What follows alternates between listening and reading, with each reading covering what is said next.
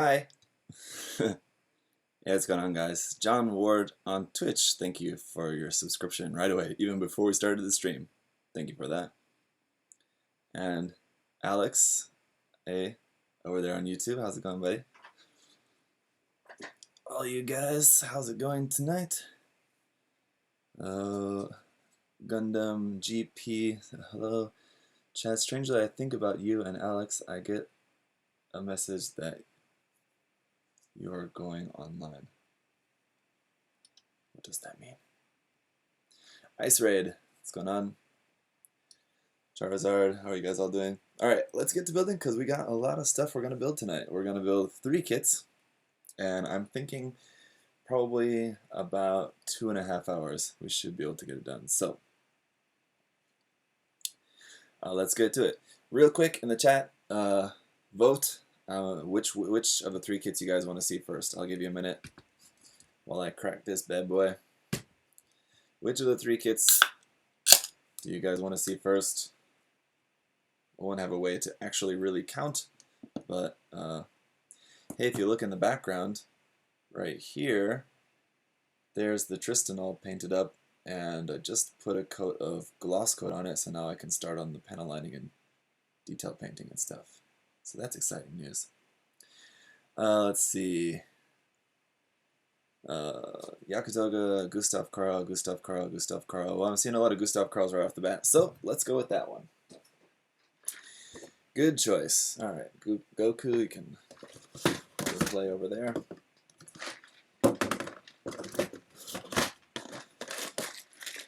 You guys want to see Mr. Thickman right off the bat, eh? Alright. So I saw online, if any of you guys follow me on Twitter, I retweeted this. Some Japanese builder, I can't remember who it was at the moment, sorry. He's doing a custom build of the Gustav Karl. Well, he put the MLRS missile pods from the HG, like the MSV version of the GPO2.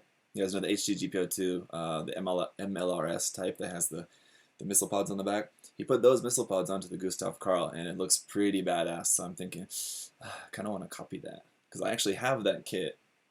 It's like built up. I had it ages ago. I built it probably like 15, 16, 17 years ago. I don't know when. I built it a long time ago. And last year or something like that, I think I brought it back with me from my parents' house in America. Brought it back here because I wanted to see about maybe doing something with that.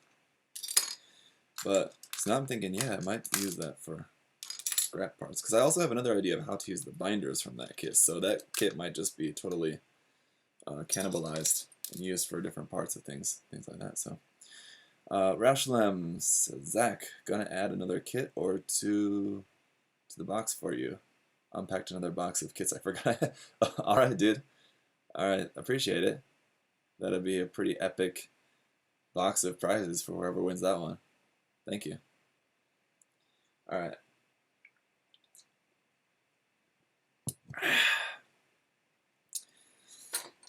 Carlito. It's looking a little bit dark. Let me adjust the settings here. A little bit more, a little bit of gain. Brighten up our video a little bit here. Is that a bit better? A little bit more? Okay. All right. Chrome. There we go.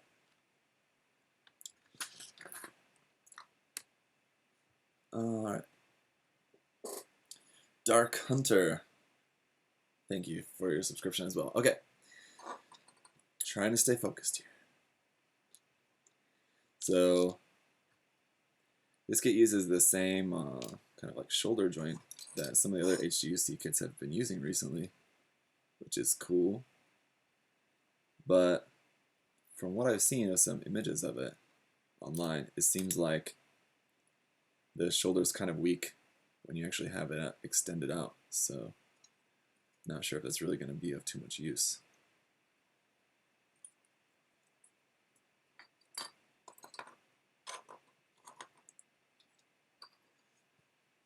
And where did that part go? There's one part that's supposed to be here that's not here. Did he find his way into the wrong bin? It's kind of like an important part because I need it like right off the bat. No! That's annoying. Where is it then? It's not here, right? Are you hiding under there or something?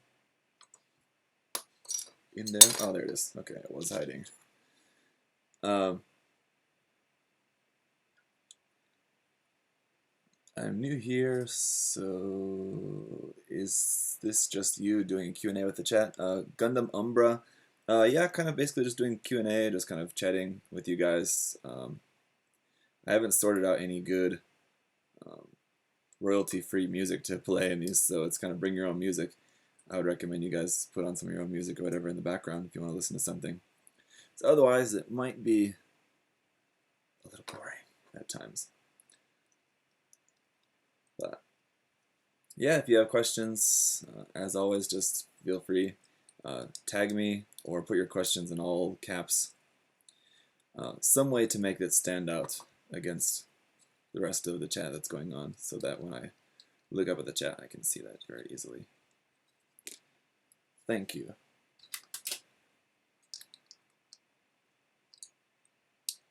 I really like the front of the torso here. It has this big part that like extends down over the front skirt even. That part right there is a pretty interesting aspect of the design. The whole design from the front is really cool looking. It's really just the back that I just don't like, as I mentioned in the unboxing video. It's just got too much bulk in the back that if it was something else, like if this was like from a different property or something, like what's something like the Leonos kit or something, they're meant to be like really bulky and like tank-like in their appearance. Whereas I don't want to picture a particular mobile suit like this being quite so tank-like. You still want to imagine that it does have a good amount of mobility because they kind of need that. You need to have some kind of mobility, unless it's a really specialized thing that is like supposed to be like a tank, like the, for example, the Zamel or something that's supposed to be obviously very tank-like. All right, so we got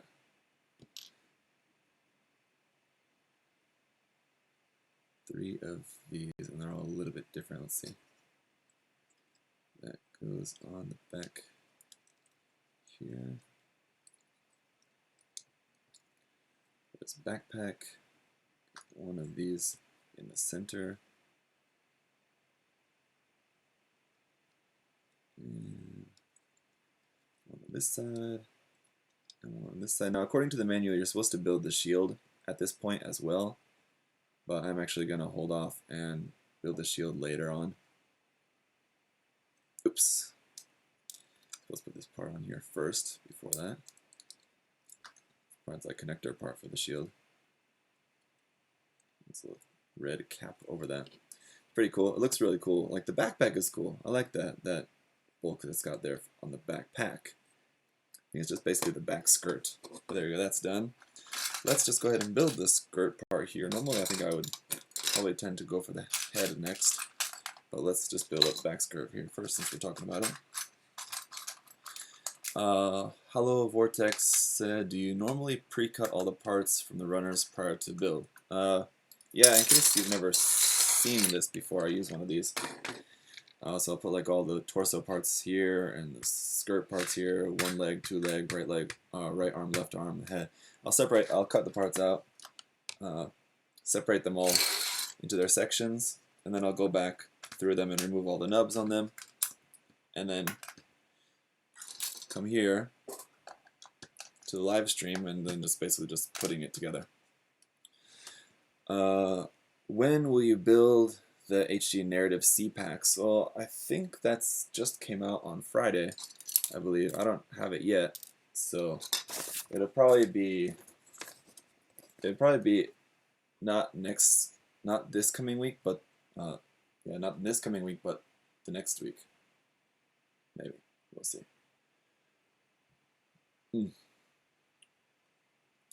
Type sad. So where did you get the Quess version? It's a P-Bandai kit. We'll take a look at that. We'll vote again after the end of this one.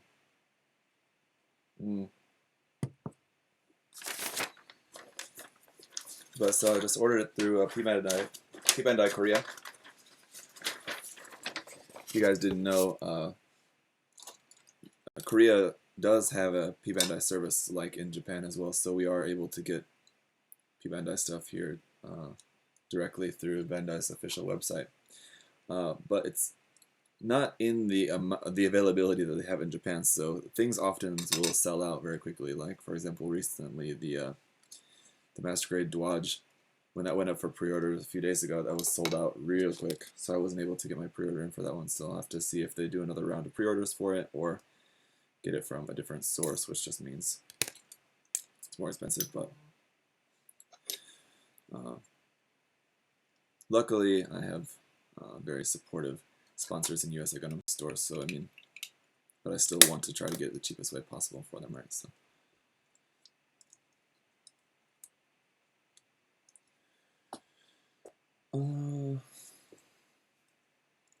Yo. Thank you, Charizard. That's just a fun thing to say. Thank you, Charizard. Alright, so we got these front skirts here. This very nicely color separated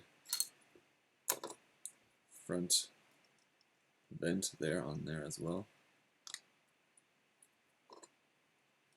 And one thing I wanted to try to remember to do that I haven't been very good at doing is showing you guys the sections more up close after they're put together, so I'll do that here in a moment. I like this front, the front skirt as well. It's really cool. We do have a little sticker on here. Was I meant to put this part on there first? I think that doesn't say so in the manual. Yeah, you're meant to put the gray part on there second, because it seems like the red part's not going to fit on there otherwise.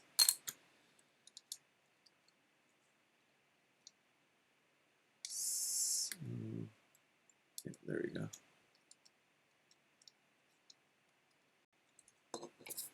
Got a little sticker here, sticker number 30.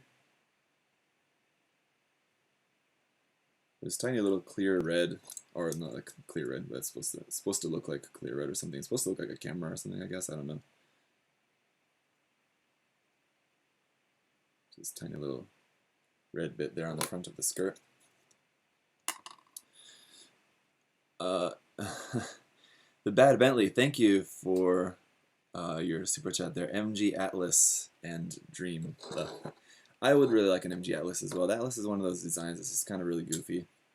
And like, on the surface, I don't really like it that much. I enjoyed the kit though, the HD version of the kit, and I would enjoy an MG version of the Atlas though. If they did like an MG Verka or something like that to go along with the other MG Thunderbolt kits, that would be pretty cool.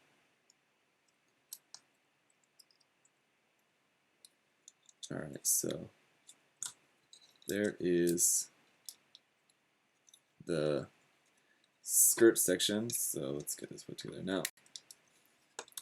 So there he is from the front. See, I like the look at that. It's definitely got that bulk, and it's got a kind of aesthetic there going on in the front. I like it. On the back, it's just like, whoa! Way too much. That back skirt is just so thick. Way too thick. The width, like the overall shape is fine, just why it's so thick. So yeah, I'm just not really into that. It seems like it's just way, like, what is in there? What's the reason for it to be so thick? It doesn't even seem like it makes sense as like from a design perspective, like an actual mechanical design perspective. But so definitely gonna see about doing something about that back skirt. I think what you maybe could do is like use these same like top and bottom parts, but just like basically cut out like a section here of the middle, basically to like make it more flat, if that makes sense.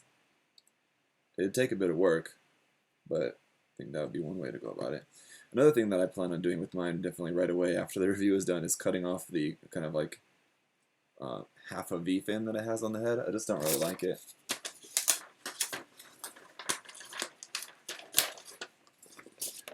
The kind of antenna bit on the head. I just don't really like how that looks on the design at all. So we've got these clear parts, but then they have us putting a clear, a pink sticker over the top of that, which is strange. Okay. I'll go ahead and put that on just for the sake of the review anyway. And I'll tell you guys, like before as I mentioned before, I got the Tristan, which I just got over there. I just clear coated the Tristan to get that ready for like detailing and stuff. And before that, I was just going through and putting some of the sections together. Like some of the parts needed to be glued together. So I was just like going through and just gluing certain sections that needed to be glued. And it's just like super glue, so it's like parts that are not ever coming apart again. And so like you kind of have to be a little bit careful about it. I kind of like this like double mask that he's got on, how like over the faceplate you put the dark blue part and then you put this gray part over the top of that. So I was super gluing some parts of the Tristan, and when it came time to put the head together, if you guys saw my work in progress video talking about how I was working on the head, I removed the seam line and then like had to cut like the inside of the head a little bit to be able to slide the face up into like the helmet, as it were, because otherwise it wouldn't have fit, because like the parts that come like in front of the face are too close. So basically what I had to do is cut that so in a way it could like the face could slide up into the head at an angle and then it would pop into place. And doing that was really nerve-wracking because like I knew that it was going to scratch the paint regardless, but it was okay because it was going to be scratching paint that would be covered up by the sides of the face. But still, like when I was trying to push it into place, it was just not going into place. It was just not popping into place, and it worked when I tried it, like when I was working on it. And like, you can see in the video, in that work in progress video, when I did it, it worked. But maybe just because of the extra paint layer on it, but yeah, it was really nerve-wracking. It finally popped in and it looks perfect, so I'm glad on that. But I was really, really happy with how that ended up looking. But let me give you a closer up look at this guy's head here. Let's see if I bring this up close. Let's adjust the focus to there, there, there, there, like that. So yeah, I'm definitely going to just cut off the antennas on the side of the head. I think that'll look a lot better. It'll look a lot more like a kind of super grunt kind of thing when it doesn't have a one large antenna and a stubby antenna on the head. But while we're here, why don't we just also take a look at the Tristan head.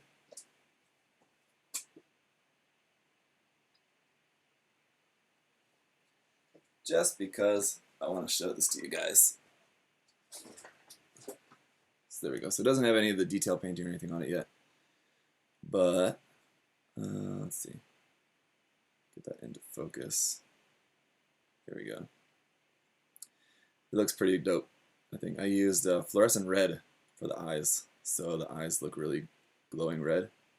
Pretty happy with how that looks. I think it looks pretty good. So happy about that. Now go over there somewhere safe, please. Oh, I'm just going to put it back just in case.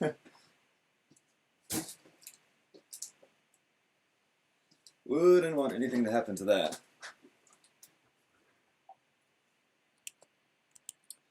Alright, oh, I better adjust the focus back so you guys can see what we're working on here. There we go. Okay. Yes, that's pretty awesome. Hello Vortex, how happy are you that the Tristan project is nearly finished? Very happy, but the problem is now that I have a lot of other projects that I want to start right away, and it's going to be really hard to uh, now start working on something else and focus on working on something else without branching off into, like, now that I'm free of the Tristan, I want to do this, and this other projects all at the same time. So it's going to be hard. I mean, it's always hard to just try to stay focused on working on one project, but that is my concern now. But yeah, it does. I will be happy that Tristan's done. There are certainly imperfections still on it, but I think I'll be just more glad that it's done, and I'll be able to live with some imperfections here and there. And then, as I mentioned in our episode of Gunpla Talk last night, I'm going to be doing a little bit of weathering on it, and I think that will also help me to hide some of the smaller imperfections on it.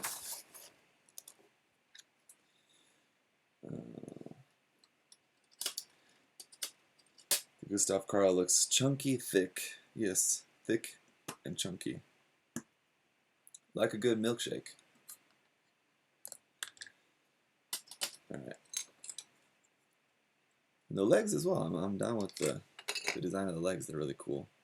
It's really just the back skirt is the worst thing for me.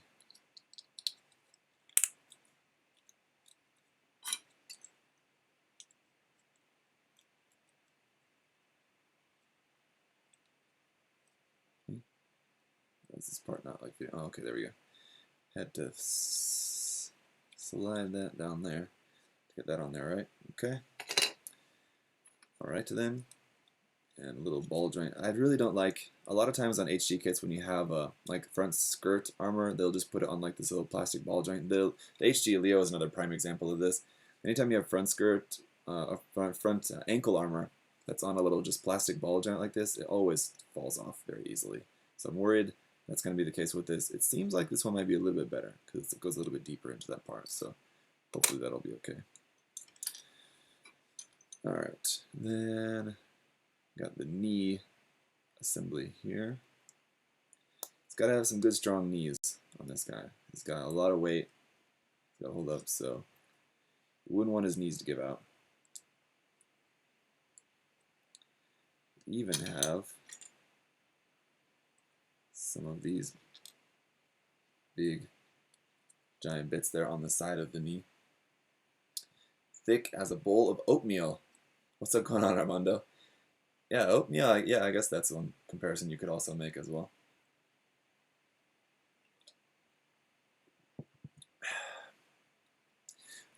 Speaking of thick memes, what I really want to include in the review for the Gustav Karl is just like a little tiny bit of the H3H3 song.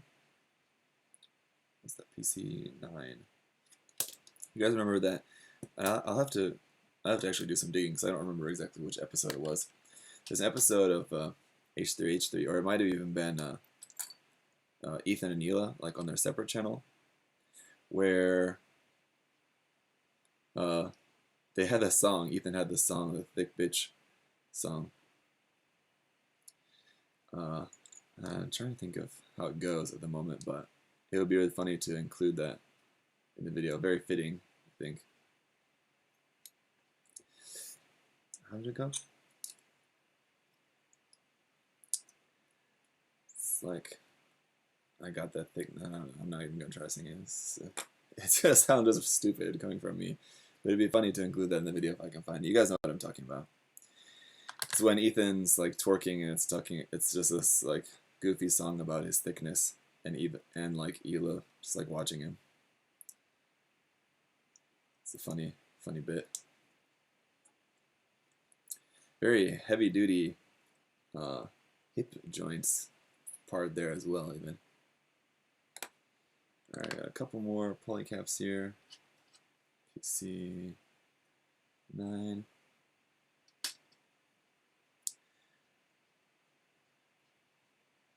Maybe you guys don't know what I'm talking about. Or maybe you do.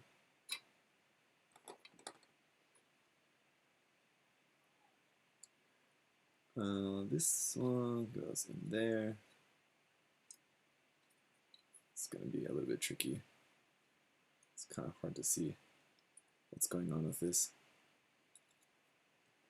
A lot of little thruster bells up underneath the leg that I feel like I haven't really seen in like a lot of promo images or even like review images and things that I've seen about the kit so far. I haven't seen really a whole lot showing off what it's got under the legs. But there's quite a bit of like, 1, 2, 3, 4 thruster bells up under there.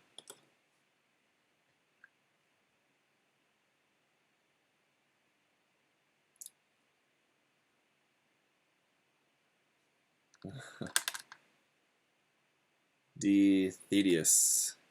You're just a little bit late, but it's alright. You haven't missed a whole lot. I'm like, well, I am halfway through the Gustav Karl, I guess. But it's all good, man. Better late than never. Thanks for coming out. This part here on the back of the leg also moves up and down. That's cool. So that'll help with the knee bend, I'm guessing. I'll show you a demonstration of that maybe once we get the leg put together here. And there are also a couple of stickers put on the sides of the legs. The last couple of stickers for this guy.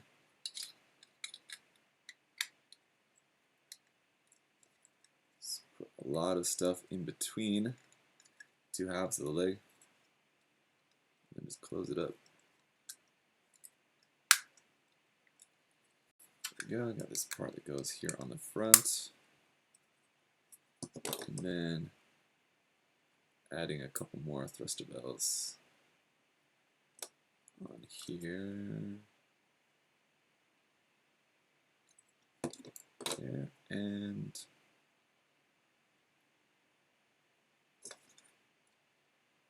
there and there. And on the foot. So you see underneath, you can see there's 1, 2, 3, 4 thruster bells here. The back one moves. Does it move? Yeah, it's on. It does move a little bit. There you go. So when you bend the knee, you can pull out the knee joint like that. It slides out, so you get more range, and then you can rotate that around. And then this part slides back, so you can bend that all the way down to there. So that's pretty awesome. That's some pretty nice engineering going into the leg there to get a really nice full bend. I like that. I can dig it. So there you go. There's one big beefy leg, and he is very tall. It's going to be a pretty big kit. It'd be really cool to see this next to the Shenanju Stein HG kit, just as far as like HUC, big HUC kits that we've seen recently. The Shenanju Stein was a really big one. This one should be right up there as well. The Gustav Karl needs a bigger gun. Yeah, I can definitely agree with that as well. The tiny little Jegan beam rifle included with this is just not going to cut it.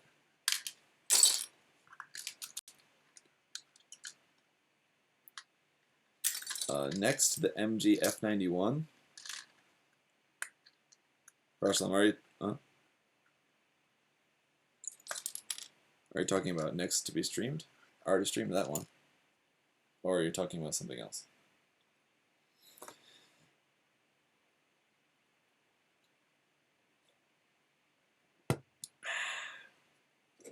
Alright, foot number 2. Let's do it. He said, moose. So it needs a chain gun. Yeah, I think that would be pretty appropriate. Personally, I really don't usually like chain guns or miniguns, Gatling guns, whatever you want to call it, on mobile suits. I think just because I've just seen, they just seem a little bit kind of overused. You see in so many people's like custom builds where they'll just kit bash and it's like putting just giving a Gatling gun to it. So I think that's kind of maybe a big contributing factor as to why I'm just kind of not really too keen on ever doing that in any of my builds, because it just seems really overdone. But for this particular build, yeah, I would agree. I think that probably would be a very appropriate weapon for this. Something like that. You have that build custom set. I always forget that this actually exists. That build custom set with that Gatling gun. It's called, what's it called? A giant Gatling gun or something like that.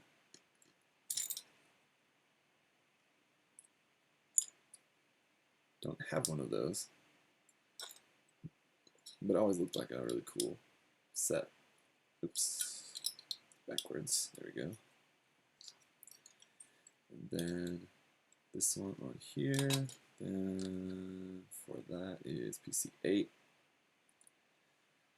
For this ankle bit.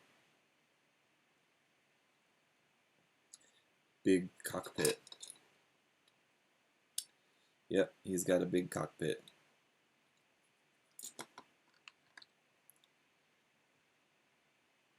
That's what she said. Gustav Karl heavy system. It could be a thing. Beer always makes you build 3 times faster. Hollow parts really ask for virtue Nadle mod.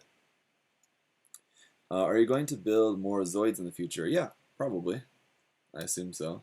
I don't really care at all for any of the Zoids Wilds kits. They just look pretty uninteresting, in my opinion, so we definitely don't plan on building any of those.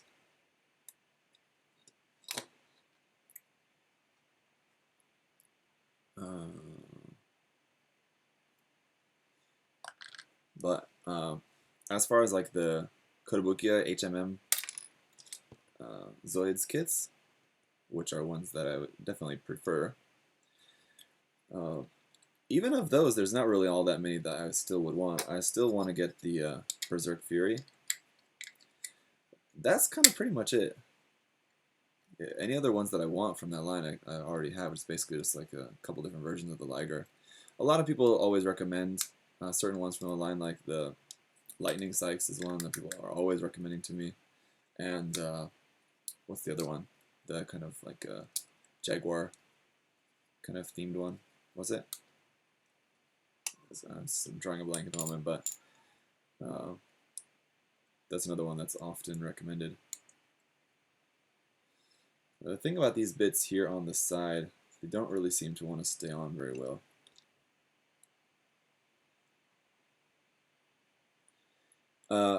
Yeah, speaking of Hellsting there on YouTube, mentioned about the Panzer. Yeah, I should mention that I have the Liger Zero Panzer, but I haven't built that yet, so I do actually still need to build that kit. So you guys will probably see that built sometime later this year, I imagine. So there he is. Mr. Big Boy is looking very thick indeed. Those lower legs are just gigantic. Yeah, so. Alright. Let's get him some arms so he can try holding something. Oh, you're meaning that you wanted, for a size comparison, to stand this next to the MGF91. Good idea. A random guy, that's his actual name, I'm not saying a random guy. A random guy asked, just asking, what is HMM? Yeah, HMM is high-end master model. It's like Kotobukiya's name for their line of Zoids kits. It's like how Bandai has master grade, high grade, things like that. They have just a name for that. Kotobukiya has their title, just HMM, for their Zoids kits. That's all. Okay, let's get these arms done.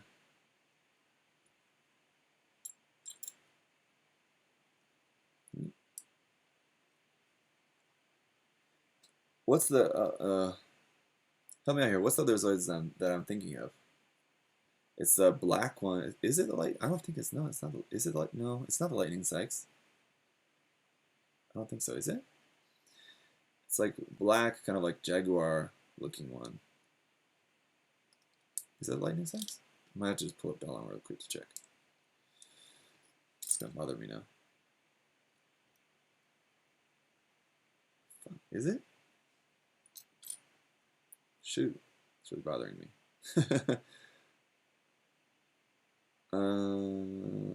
How did these go on there? Maybe easier to put this one here first. Goes on like that. Oh yeah, maybe it is the Lightning Sykes. Now I was confusing the Lightning Sykes and the Shadow Fox. Maybe yeah, I was thinking of the Fox, but yeah, maybe it was the Lightning Sykes. Lightning Sykes. Shadow Fox, but yeah. Big chain Gatling on the back, I don't remember. Perfect Cell, yes, I'm reading that. Wall of emojis. Thank you for that. The elbow joint is quite unique on this as well. Doesn't use any polycap in the elbow joint. Or, I guess a lot of HGs don't use polycaps in the elbow joint these days, but it's a different kind of assembly. It's usually like on a lot of HGs you have like the two halves of the elbow joint, and then you have like the top part and the bottom part, so it would be like forming the double joint. But this one's kind of different. It's just kind of the same, but kind of different anyway, because it has these big joint caps that plug onto the side of there. It's kind of overall different shape to it. It's almost sort of more like a Zaku kind of elbow joint looking. It doesn't have like kind of square shape that we generally see in what you'd expect to see from a EFSF type mobile suit.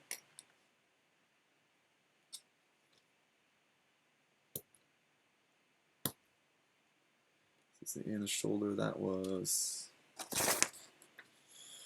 PC2. I'll go ahead and cut out another one of those for the next shoulder. And this one.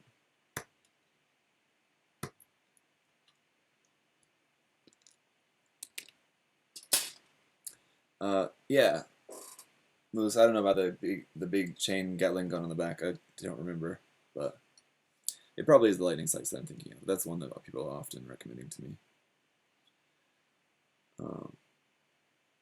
Really not into the like the Raptor type ones. Those just look really goofy to me. But kind of like the Shadow Fox design. That one's kind of cool too. And I watched the anime a lot, or like when it played on Toonami. Not a lot, just when it played on Toonami. That series of the anime dubbed in English. When that was on Toonami, I watched that a bunch. So like, the Shadow Fox was like one of the main kind of characters, or one of the main Zoids used in that series, right? So kind of would have a little bit of a nostalgic feel to it as well, right?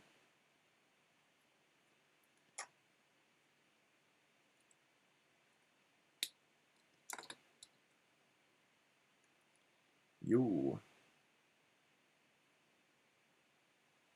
Oops. While we're here, actually, why don't we just put together the beam rifle, because it's only like 3 parts.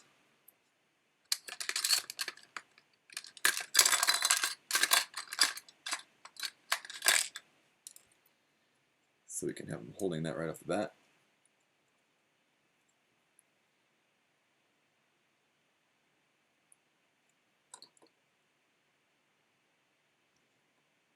And interestingly, no peg in the handle of the beam rifle. Obviously, I don't really think it needs it. It's not going to be heavy by any means. It is still just kind of interesting that it's not included.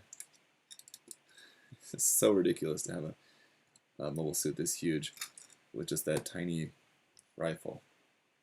But there you go. The only one extra part that you have left over with this kit, interestingly, is an extra cover for the back of the hand. And I think, I have to go back and check, but the covers for the back of the hands for this kit look exactly the same as the ones used by the HG Jesta. So I want to say that you could probably use this, because if I remember correctly, the Jesta came with not enough of these parts. Like you had like one less than what you needed. So I think you could use that extra one from this kit on a Jesta. Obviously it's the wrong color, you'd have to fix that, but also realizing I forgot to put the black stripes on the side of the leg. Let's go ahead and just throw these stickers on here.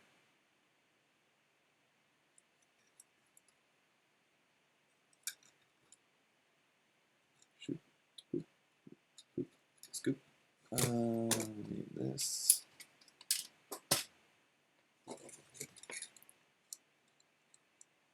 This is what I use for these foil stickers.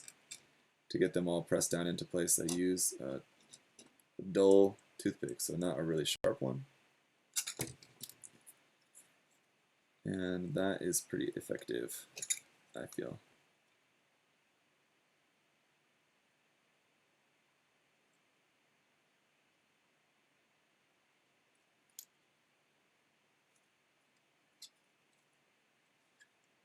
If any of you are wondering, I know you're all of you guys are watching are pro elite painters and you would never use these stickers anyway, so it doesn't even matter. You guys are all pro elite builders like me.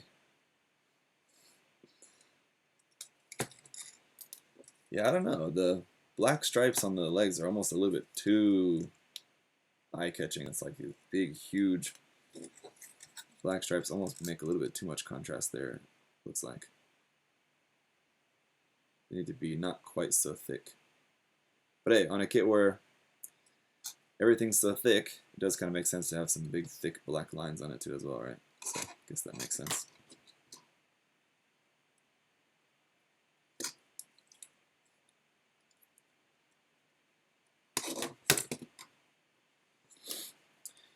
Stickers are heresy. Yep, that would be the pro painter's stance. So I guess maybe I'm not a pro if I'm putting on the stickers. I thought I was a pro, but I guess I'm just a new builder here, guys. So excuse me for this.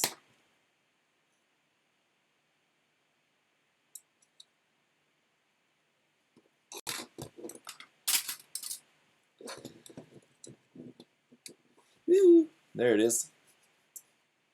I find the stickers great for a pattern to use on cutting plot plate. I suppose so. I don't know. You're cutting like a piece of plot plate, like for a camera or something? You put like an extra piece of plot plate on or something? I've heard of people using the sticker sheets for masking because they make really good templates for masking stuff. Like if you wanted to mask those black stripes in there, you got the mask already right here for it already. So I have heard of people using that before. You're too much of a fan to hate me for stickers. Well, thank you so much. Really appreciate that. I try, you know. Try to live my best life while also using stickers, but some things I understand are just unforgivable.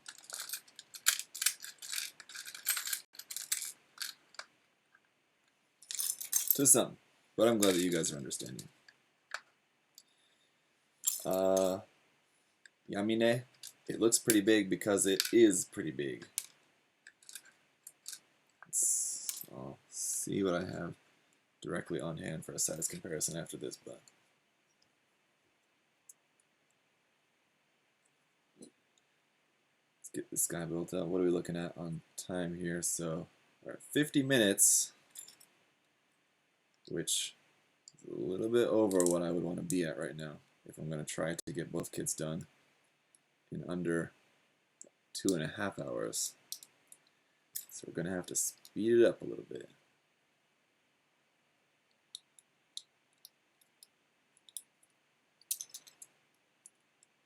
I think I'm going to just zip through the Zerachiel really quickly. Actually, no, probably not.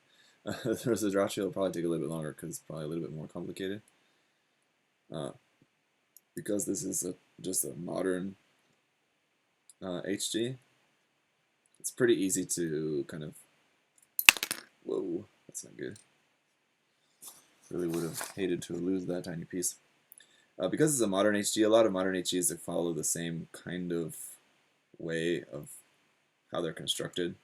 So it's kind of easy enough to follow along and not get too lost or confused or anything, not have to really refer to the manual that much. But with the Zerachiel being based on an older kit, it might be a little bit more confusing. Might have to be checking the manual a little bit more on that one.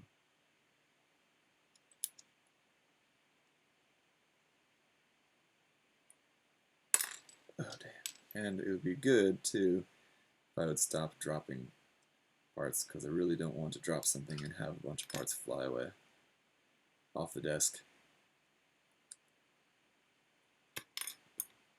No carpet here, fortunately, so it's not like I would lose stuff in the carpet like you hear the horror stories of tiny parts disappearing into carpet. I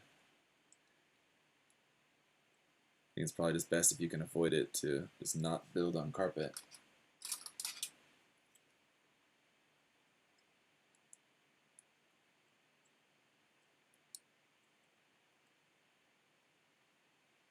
Is that a lot?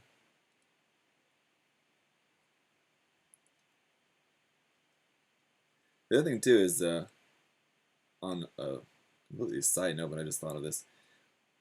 On last night's episode of Gunpla Talk, when I was just getting ready to do the news bit, I'm usually covering like just the news updates and things, new kits coming out, stuff like that. When I was getting ready to do that, I realized, oh yeah, I totally forgot about Gunpla News. I was planning on doing this month's episode of Gunpla News like right at the start of the month, but I just kind of totally forgot about it. I think I've just been like focused on trying to get the Tristan done and stuff, so. Oops. So in the next couple of days I need to get ready and do that.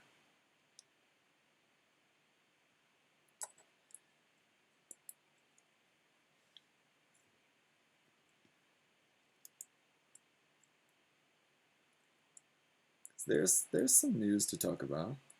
Some newsworthy news. I want to talk more about the Zaku 2 FZ. Why was it not an MG? I think there's a good reason. There might be a good reason, anyway.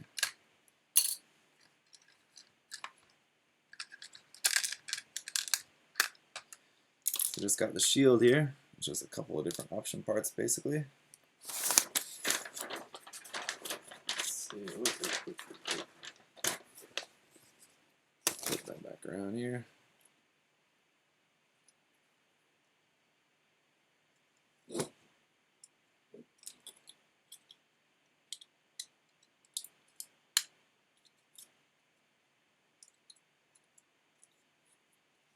And that onto there, this onto here, and that is a wrap on the Gustav Karl. Kind of hard to get this part onto there. There we go. There you are, ladies. What do you think of that? 50 minutes, more or less, including some chatting with you guys. Right. Not too bad. So, alright, voting time again. What do you guys want to see next? The Zerachiel or the Jegan Doga? Place your bets now in the chats. And, yeah, hey, the Pew Zaku made another appearance in Felix's video. He turned the camera on bad quality. Yeah, I saw that, D. Thaddeus. I saw that my PewDiePie Zaku made a brief appearance in one of his recent videos. Seeing a couple of Zerachiels, but looks like a lot of Dogas there, so we're gonna go with the Doge. Doge next.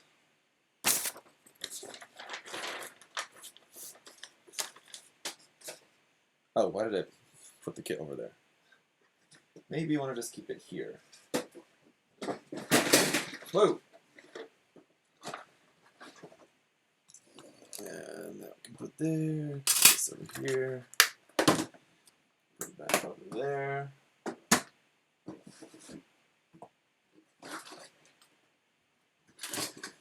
What other HG Gundam Wing kits are you hoping for? Mine are the Bay and Mercurius. Yeah, I would love MG kits of the Bay 8 and the Mercurius. Here's the Yakadogi. The legs and the shield bits are out separately because they wouldn't fit in that container.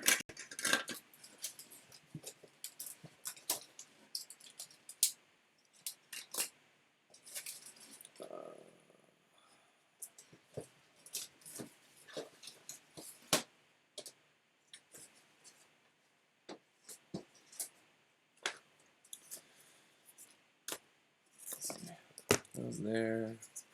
Let's put these up over there out of the way as well. But other wing kits. Oh, sorry, you said I didn't see this part in your comment there, Moose. Other HG kits do I want to see from Gundam Wing? Sorry, I think I read that as MG. Other HG kits, yeah, HG Vate and Mercurius. I don't know if you're like spying on the background and maybe saw these guys creeping in the background there or something, but yeah, I would like new HGs of those.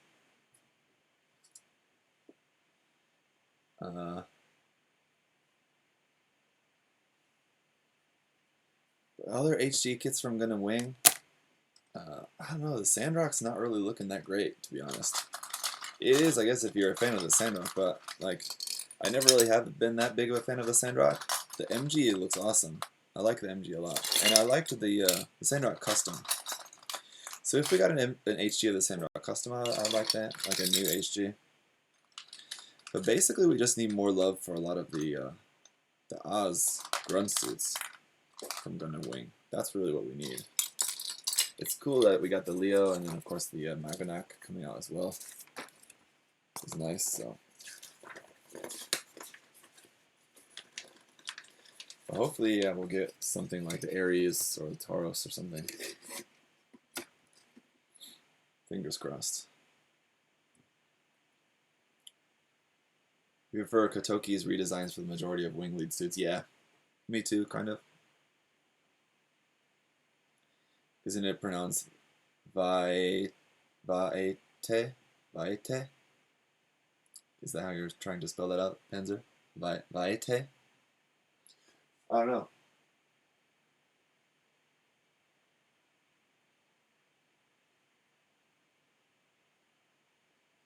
Trying to read.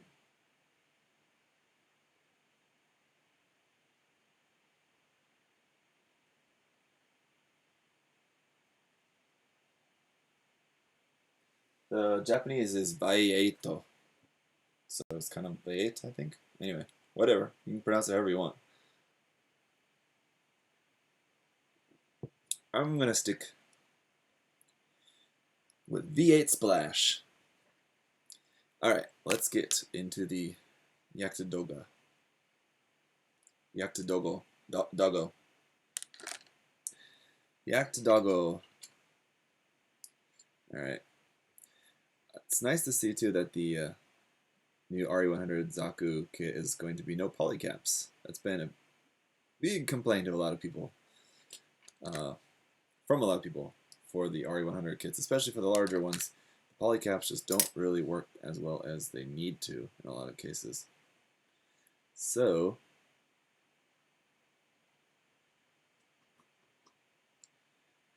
hopefully something without polycaps, maybe we'll see how it works. Should be better, we hope.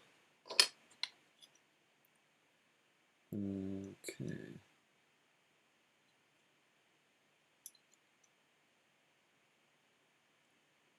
Then again, like, it's kind of an odd choice for them to suddenly decide to stop using the polycaps on a kit that probably wouldn't have. The Zaku 2 is not a very big design, really, so polycaps or no polycaps, I don't think it really would have been hindered all that much by the polycaps on it, to be honest. Probably should have made that choice a little ways back, maybe for this kit. Probably would have benefited more from having no polycaps. But hey, oh well.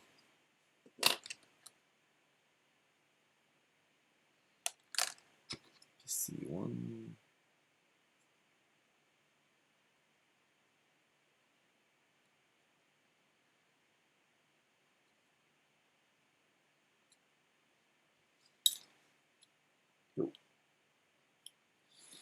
Simon's kids are saying hi to you, Zach. They are? Where? Am I missing that somewhere? I have the worst luck with building Zakus. That's too bad. Hey, on a side note, did any of you guys watch A Quiet Place? I just watched it, finally, the other night, and I quite liked it.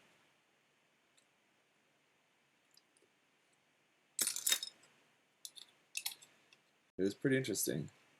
I like how they didn't really, well, I should say, on the one hand, I liked that they didn't really go into any sort of like backstory of like explaining what's going on, because it's really not needed. But at the same time, I am very interested to know about like what happened, where the things came from, and everything, all that. So I do, and I heard that there's supposedly there's a Quiet Place 2 in the works. So hopefully in the second one, I assume it will be it won't be a prequel. I assume it'll be a sequel, but I kind of hope that they will go a little bit like through some not very intrusive flashbacks, just to give us a little bit of kind of the backstory, kind of like how, where the monsters came from, or something like that. I don't want to get into much spoiler territory. It's not a very new movie either, so I don't think it really matters about spoiling it for anyone. But have you guys seen it? What did you think about it? Ice Raid that says the movie was great. A prequel would be cool for it though too, to see a Creatures First Arrived. Yeah, yeah. Like a prequel would be fine, but I don't know if I would really want, because I feel like a full on prequel would be very predictable. It would just be your typical kind of like monsters arrive on Earth, something, there's a bunch of chaos and everything. It wouldn't be quite as interesting. I think you could, like, I'm interested just to kind of know a little bit about what happened, but I don't think I need the full movie really focused on that, because it would be very easy to just predict everything that's going to happen. I don't think it would ultimately be as interesting as just showing a little bit of that, maybe through some flashbacks, and then just kind of moving on and focusing on the story of like where we left off at the end of the first one. So yeah, other than that, I mean, I haven't, I heard that there's a sequel in the works just because my wife mentioned about it, but I haven't like actually looked into it. I don't know when the sequel is actually meant to be coming out or anything, so it could be out, like, it's supposed to be out this year or something. I don't know actually, but there's the backpack, and these parts are actually not used until we get to the skirt, so we'll just put those to the side for a second. But I love the colors that this molded in. I meant to have the unboxing for this video, the unboxing for this kit also uploaded before this live stream. I meant to have all 3 unboxings uploaded onto YouTube before, but life happens and it's the weekend and I just wasn't able to get to that. So the unboxing for this video will be up on YouTube tomorrow. I'll upload that for you guys. But as I talked about in the unboxing, I really like the colors that this is molded in. Yeah, I assume it's like probably the exact same colors as the HG. Unfortunately, I don't have an HG of this version here to compare it, but I'm assuming it's the same. But the colors do just look really nice for it. I like it a lot. A sequel is coming out, actually. What's the movie about? I'm excited for John Wick 3. John Wick 3 would be pretty cool as well. I haven't really seen anything about that either, but I enjoyed the first 2. It's one of those ones that like you don't really go into it really expecting to enjoy it as much as you do, and you're like, damn, that was good for what it is. It's one of those ones that I feel like a handful of those have come out over the past few years where they just like take the kind of really generic tropes of action movies, but just like simplify it down to just something that's like really good and entertaining, but not without it being so stupid. It's like John Wick being like a really good example of that.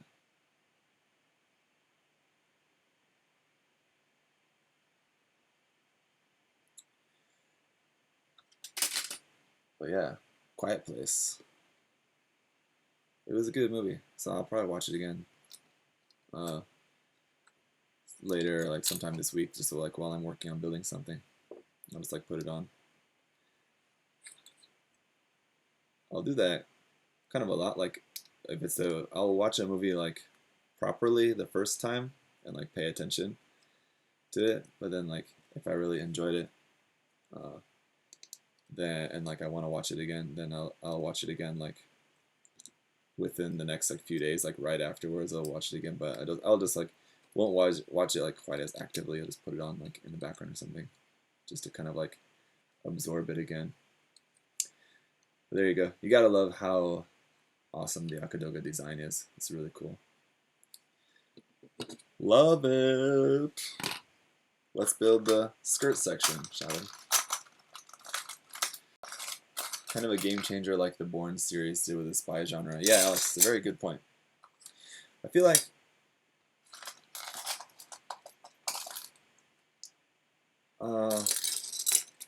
I don't know, before it became kind of a, I guess kind of a meme that it is now, but Taken kind of did that in a similar kind of way, and I feel like there's been other kind of action movies.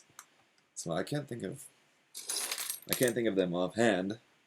Suddenly I'm not really able to think of any good examples, but of late there has been a handful of good kind of like interesting takes on the action genre from different movies.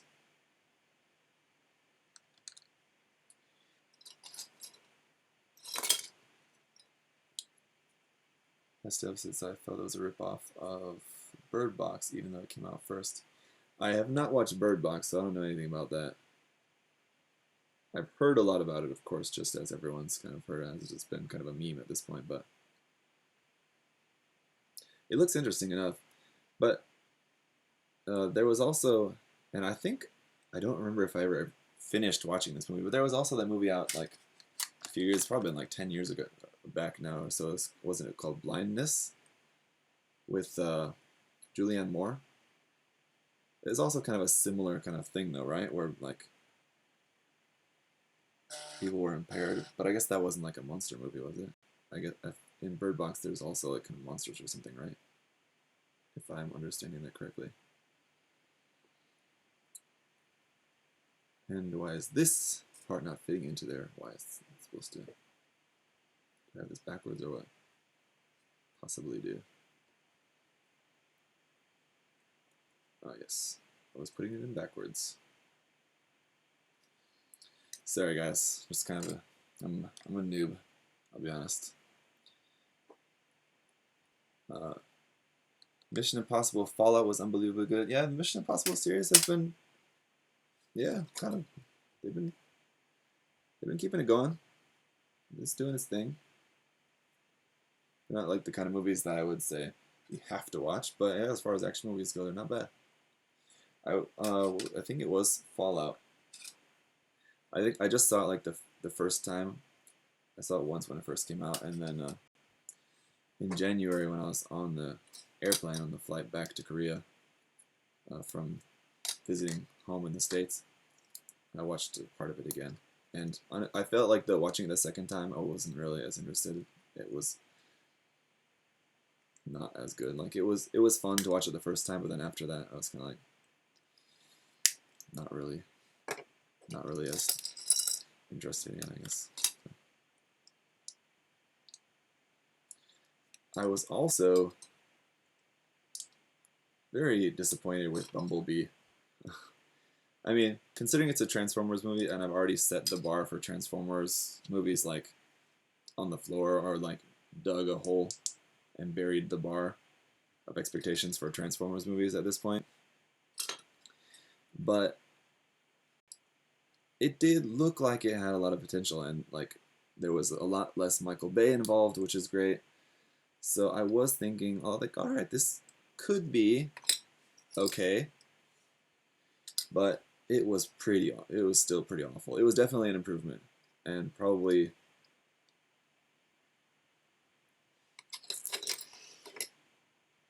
I would have to go back and watch it again, but it's probably the best Transformers movie of the bunch.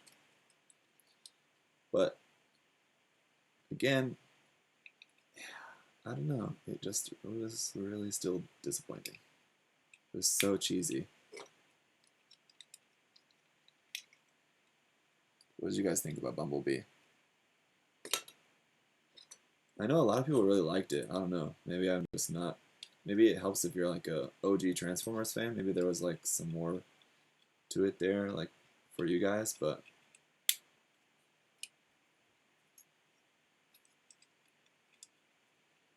For me, it just didn't really do much for me.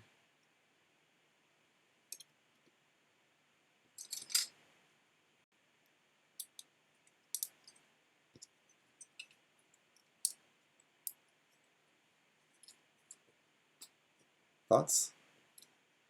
BB was so bad, but it wasn't. Well, wasn't so bad, but it wasn't great either. Yeah, like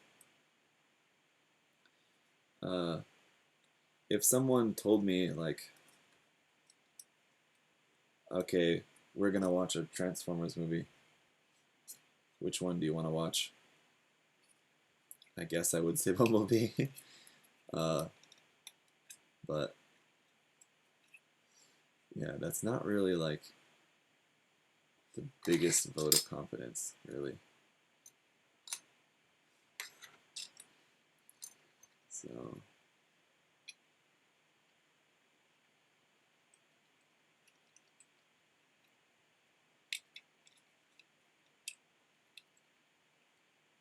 like right off the bat, we had like the main character.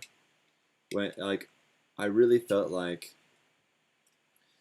I can't remember who the director was, so sorry about that, but it really felt like the director was very aware of what are like the main criticisms that people always gave to Michael Bay, and he like really went out of his way to try to show like I'm not Michael Bay, I'm not doing the things that you guys don't like that Michael Bay does. So, but at the same time, it was just like really obvious. Like, okay, he's just like really doing his best to just not be Michael Bay at this point. So yeah, like the main character, and like people are always complaining about uh, Michael Bay like focusing on like having the main character be this like really scantily clad young blonde teenage American girl, right? So in this one, you have this like dirty mechanic punker girl who's like into indie music and doesn't brush her hair, or like doesn't brush her teeth or something. It's like you're hitting us over the head with this like anti Michael Bay trope that you're trying to go with here.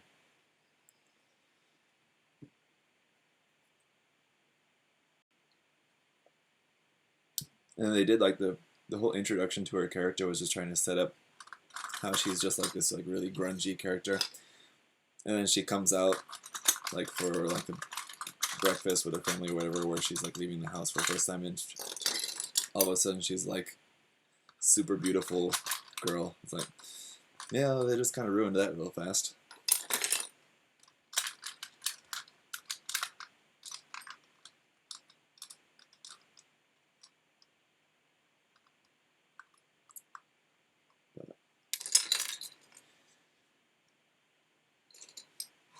There were cool aspects of it too. Just very mixed.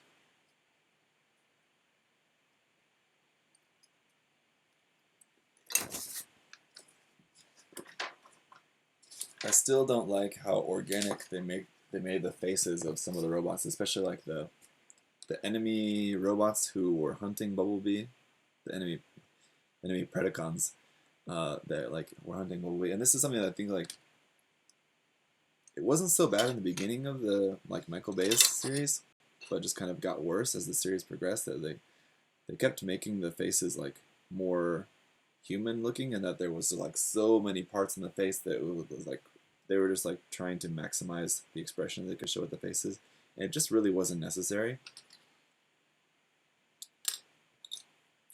And I feel like they didn't do that with Bumblebee. I think with Bumblebee they did it the right way, where they did like more with less.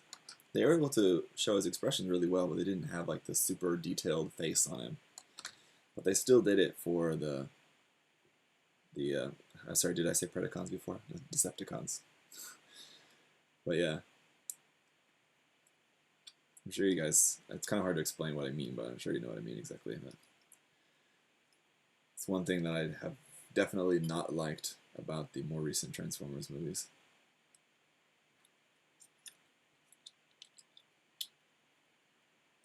The first one and the second one were just kind of like, okay, that wasn't great. The third one was like, okay, yeah, that was pretty bad. But like, I still remember I was seeing the fourth one in the theater, and just like as soon as as soon as it ended, I was like, I just felt bad. It's like, this just feels awful. I really feel like that was just such an awful movie.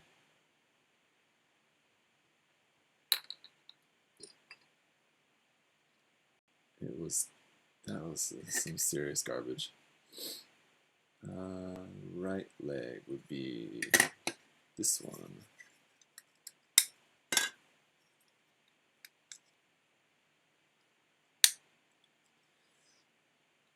Transformers in the movies have lips.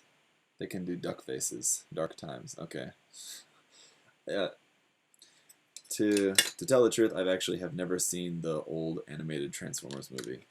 It just was not something. I just missed that one. It wasn't something that I saw as a kid, and I've just never gotten around to actually watching it. And I know I should probably at some point, because of how beloved it is by many people among my generation. I'm sure I'll like it. I just have never actually gotten around to watching it.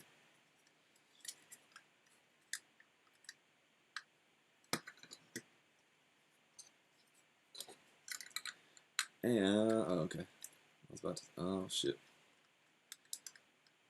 Put the knee on there first.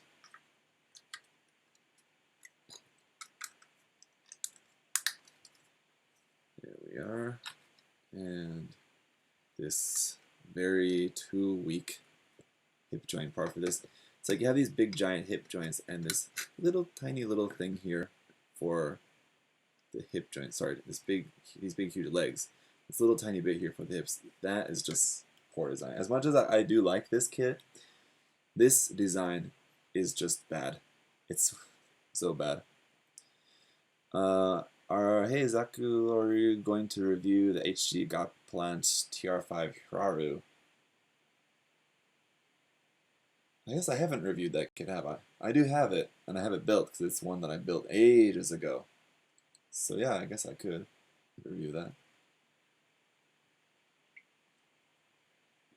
Wouldn't be able to unbox it because it's already built and unboxed so long ago. But they're apparently like one of the things with like the P-Bandai Advanced Zeta kits that are coming out.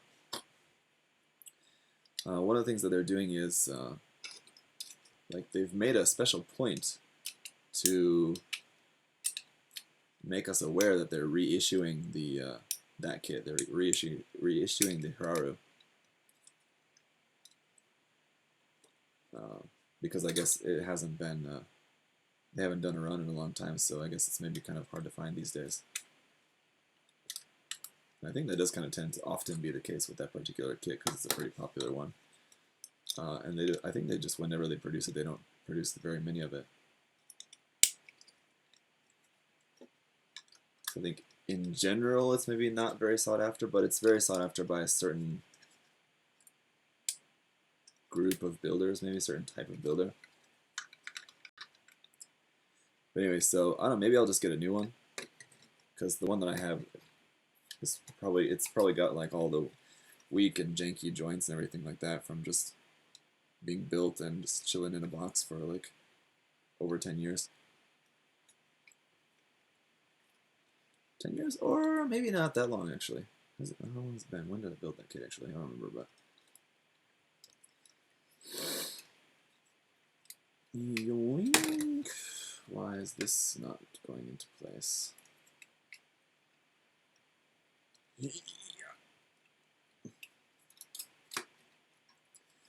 What's wrong with this?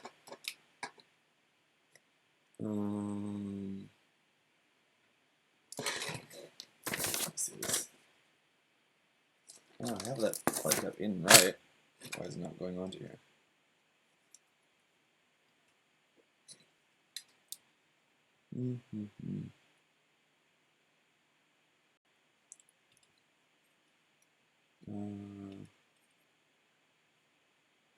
You've got the power. Yeah.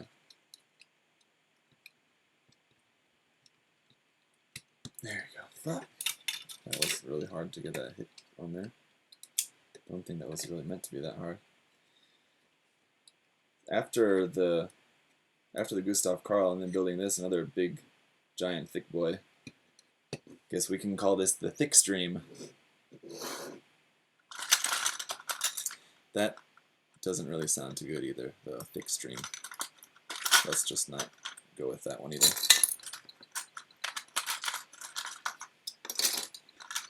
Let's just stick with the triple stream.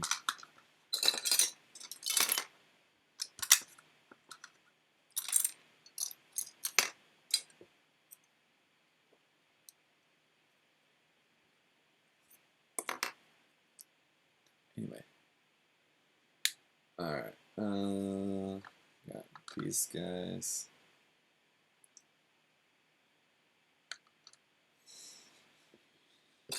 Sorry about that.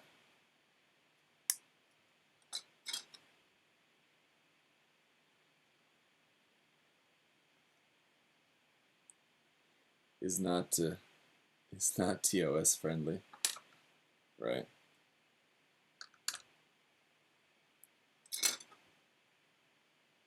You vote for that as a name? I can't really change the name of the stream now in the middle of the stream, can I, anyway, so I think we're just stuck with this for the time being.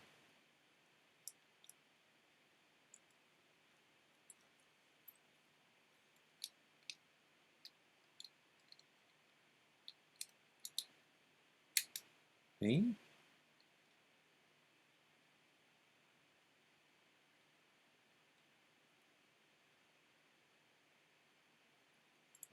Oh. Oh. That's the front thigh. The back thigh part is very small. Okay. Anyway. Then this one. Hey, what's going on, Ricardo? Welcome in.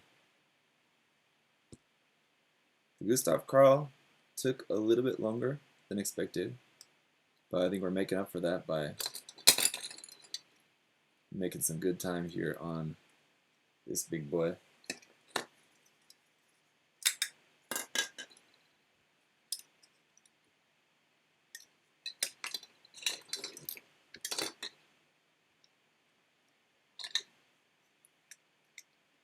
Which polycat was that in here? PC1, okay.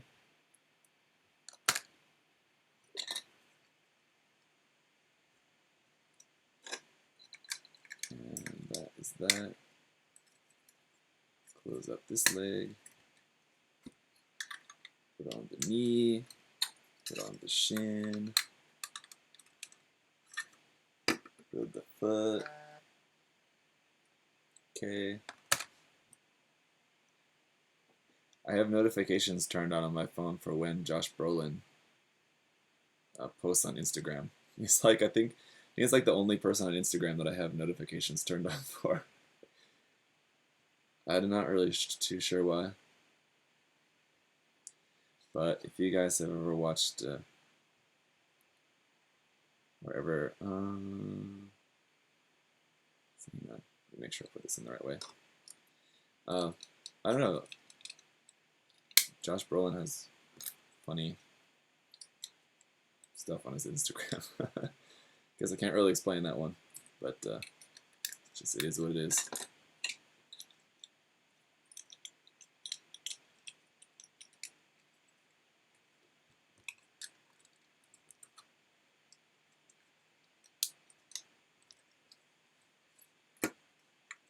Weird flex, but okay, yeah, exactly. That's probably the best response to that I think we probably could have had. So.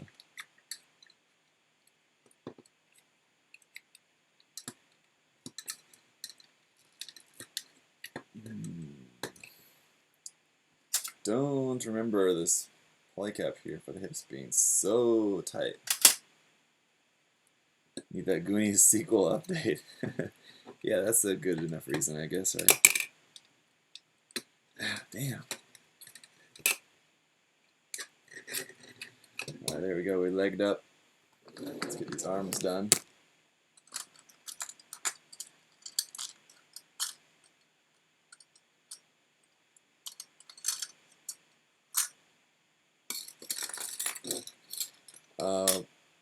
Bongai La said on YouTube that I look sick. I'm not sick.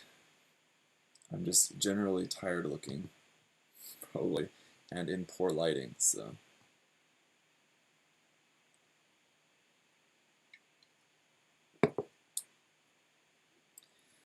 Who is better, Katoki or Naoki? No, I did not spell that right. Yeah, you didn't spell that right, but who's better, Katoki or Naoki? Katoki's got the clout, right? I mean, Naoki's like, he's staying active. He's working the game. He's getting a lot of work done with Bandai these days. Well, Katoki's the OG. You can't be better than Katoki, I think.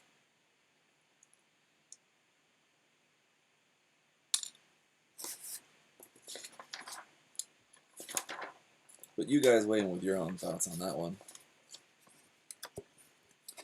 I was looking at this kit yesterday at GP, but couldn't pull the trigger. Yeah, Ricardo, I mean, depending on how much it costs, right? What do they have it listed as? I mean, how much did they have it there for?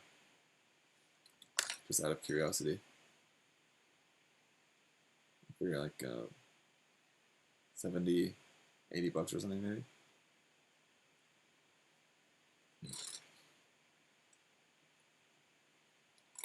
At the price point that it's going for in the States, it probably would be kind of hard to unless it's a design that you really like.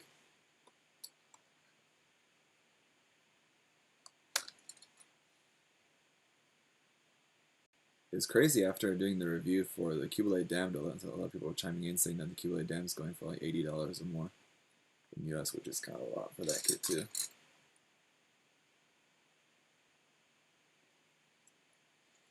Anyone notice McGillish's Schwalbe and Ritter have the same shade of blue? No need to paint, mix, and match parts out of box. Panzer McGillish's Schwalbe grays and the grays Ritter. If you're talking about the HG kits, they're definitely not the same shade of blue.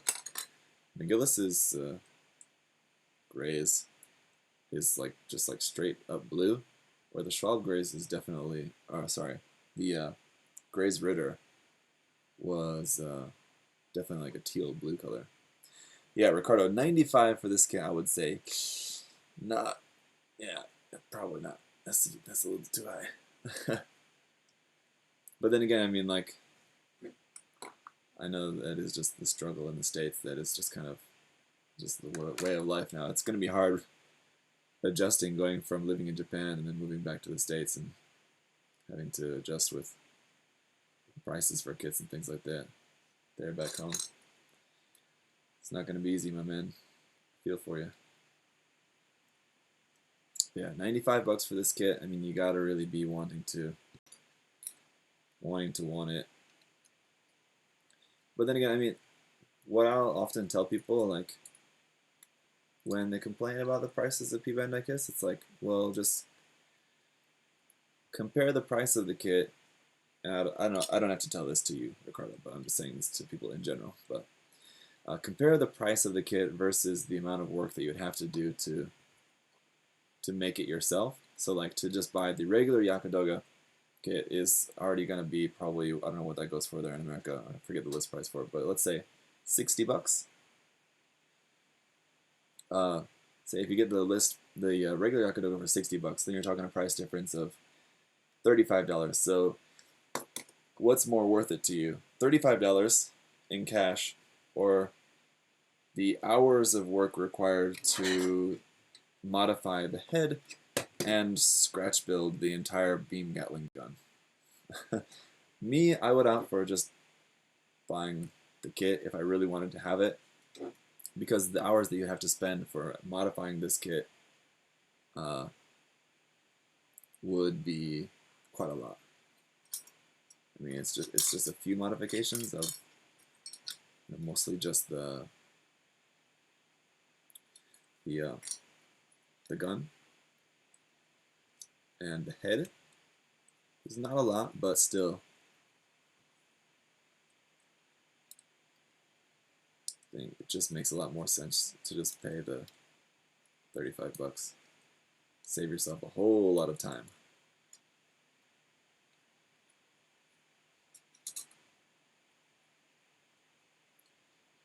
And that is why you end up with this.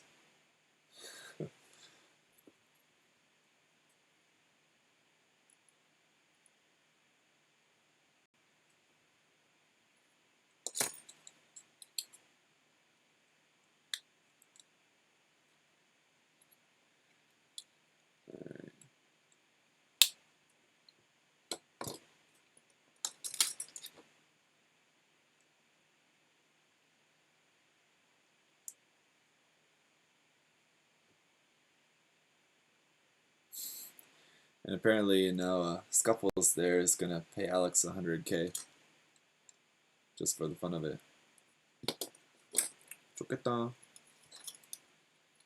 How do these go together? Ah, I totally forgot about the funnels for that. It's gonna take like 30 minutes just putting all the funnels together. Damn. It's gonna totally ruin the chances of finishing on time. I can't be sneaky and just use the funnels from the other kit. I couldn't I? Because they are in the same color, right? They're both in yellow.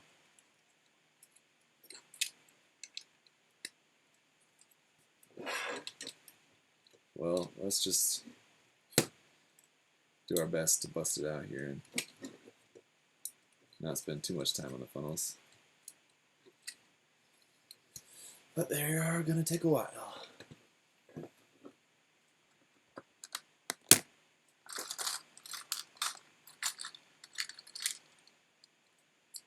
MG Sazabi for 90 bucks, or Plot Plate and Putty for 20. If you choose the Plot Plate, then you're a real cheapskate. Huh?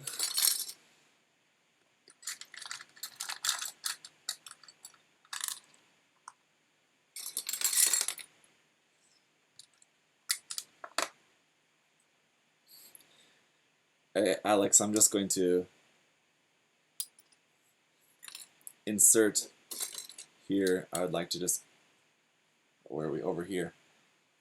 Insert the a GIF of Woody from Toy Story doing the aha aha at your joke there about already having the SAS.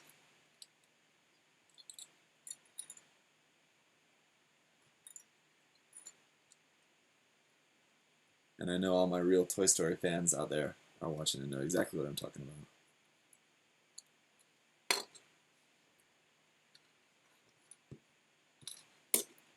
Where's the other part of your hand there, my dude?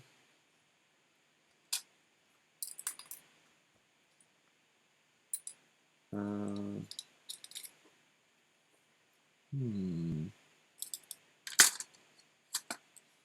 there it is.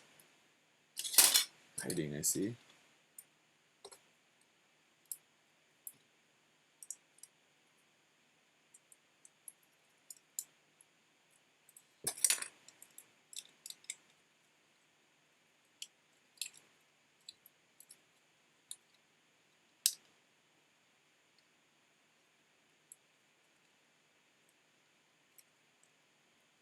Use that sweet Zaku code and pick both. That's right.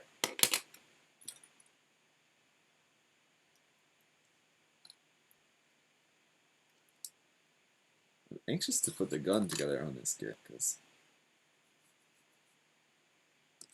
I said I've never built the HG of this. It's a pretty cool gun.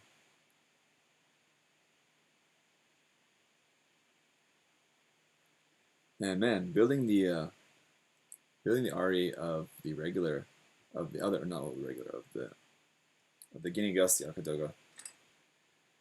The gun on the thing is huge.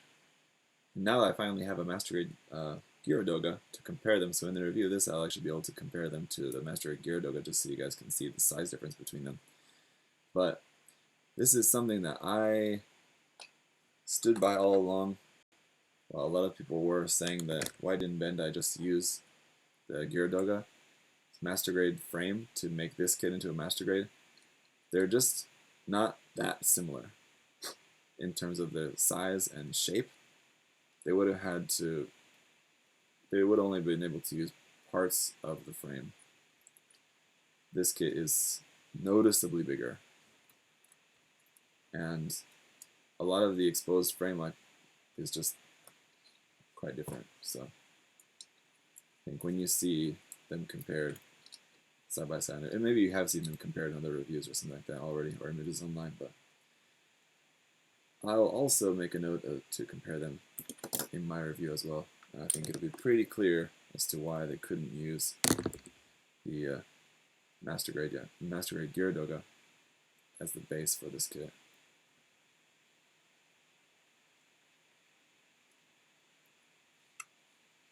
But even just the gun, even just the rifle side by side, it's pretty crazy how big it is for the Jagd Doga. It's gigantic. Alright, so there's one more arm down, and now let's build the rifle up next since we're talking about it. If I can get this arm plugged in there. Here we are. Now he's looking pretty cool and taking up the entire screen. It's very large. Slap the arm on the review and keep it on for the whole review. You're talking about the Jegan Doga arm to make the sleeves type. That's what I was thinking too. Like when I was building the Jegan Doga, and I was thinking about building this, and thinking like of how different the size is. I wonder if the Jegan Doga arm is gonna look really weird on this because it's noticeably smaller. So it's gonna look like it's got like one gimp arm on it, I think. Paradisi, Zach, when will we get the Gundam meme review? Yeah, okay, so the meme review video, I meant to film that on Friday night, but I didn't. That is when I decided to just take the night off and just relax and chill with my wife, and when we watched A Quiet Place. So rather than filming a mirror review, I put that off and hung out with my wife. So gotcha. You can't be mad at me for that. If I said I just like did something else instead, I don't know. I don't know what. I guess you guys wouldn't blame me either way, I suppose, but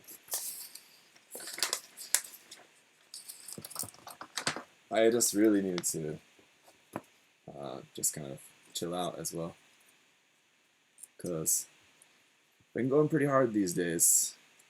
It's been late night after late night, every night, Monday to Sunday, Monday to what'll be the day?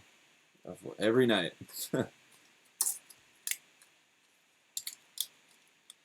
And so I needed a night to just kind of relax and go to bed slightly earlier than usual.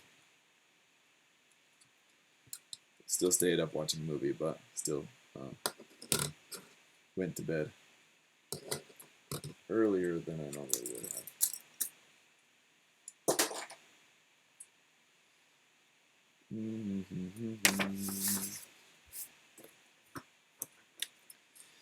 Good move. Yep. So yeah, Spider 2K2, Zach, don't get too burnt out, man. It can happen. Yeah, I've heard that it can happen. Still yet to really experience much burnout myself, though, to be honest.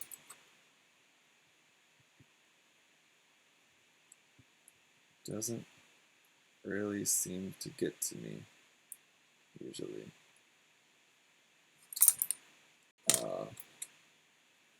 Now, tiredness that can be a thing, but like burnout isn't like losing motivation to build and do stuff. Doesn't really bother me. Doesn't get to me. At least it hasn't yet, really, in any noticeable way.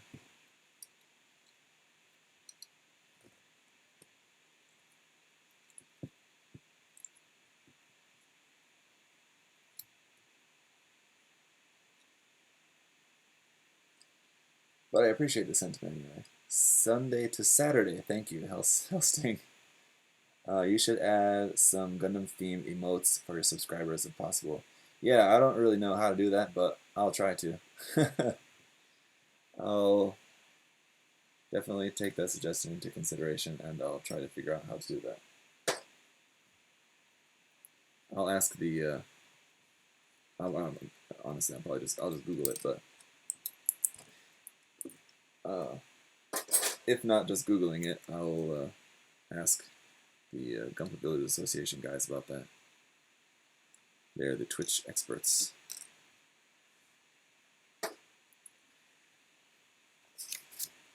Oh, and I want you to remind me later about that update, please, and thank you. You hear drilling in the background. I don't think so.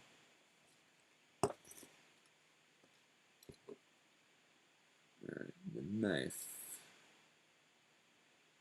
The knife, I will say, I wasn't really too keen on with this kit.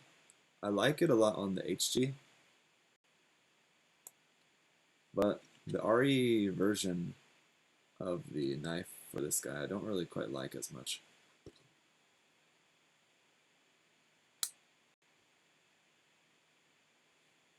But it's there. It is what it is. And it is a stacker. What?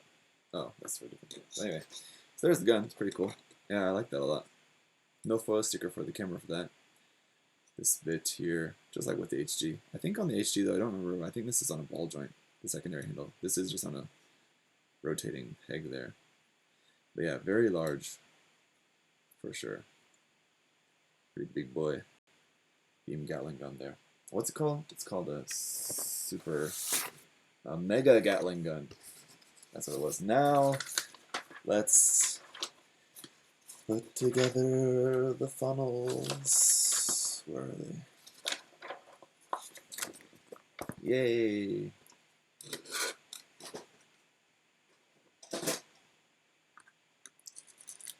You can do it in your dashboard. All you need is the emotes as a... You need it in 3 different size PNGs. 112, 56, and 28 pixel square PNGs. You really need it in all 3 sizes.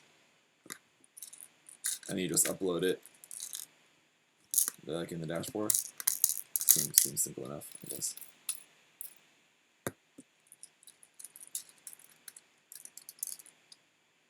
Thank you for the tip, by the way, Saran.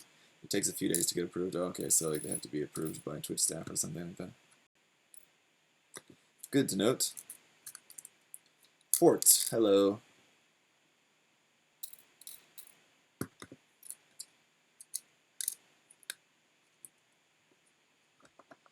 Panzer asked, do I watch cartoons? No, I don't really watch anything except for some movies and YouTube. Most of what I watch on YouTube is news stuff, really, to be honest. Actually, close. Thank you. All right. That's not a knife. Australian Gundam. I mean, Mega in the name makes it more powerful. Yeah, anything Mega has got to be a more powerful gun, right?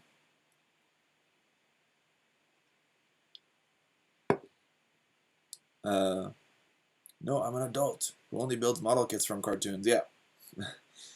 Right, exactly.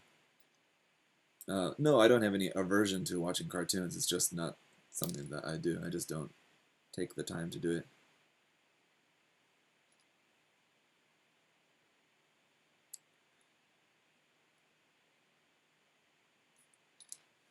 The thing that's so time consuming about these funnels is that they're just so intricate.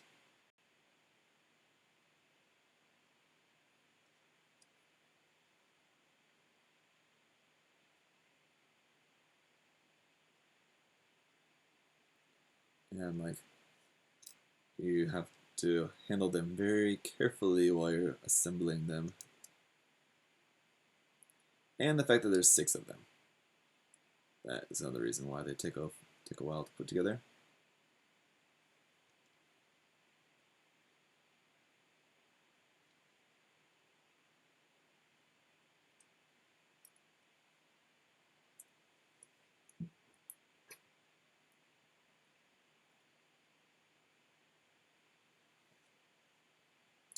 but they are fantastically detailed. I am really happy that they decided to use the funnels from the Sazui Verka for this. It was definitely a good choice on Bandai's part. So, props to them for that one. They're not always out to screw us. At least they do right by us sometimes. Zach, mega adult mode. Yes, guys, please. I'm an adult. I don't have time for such things. Damn it.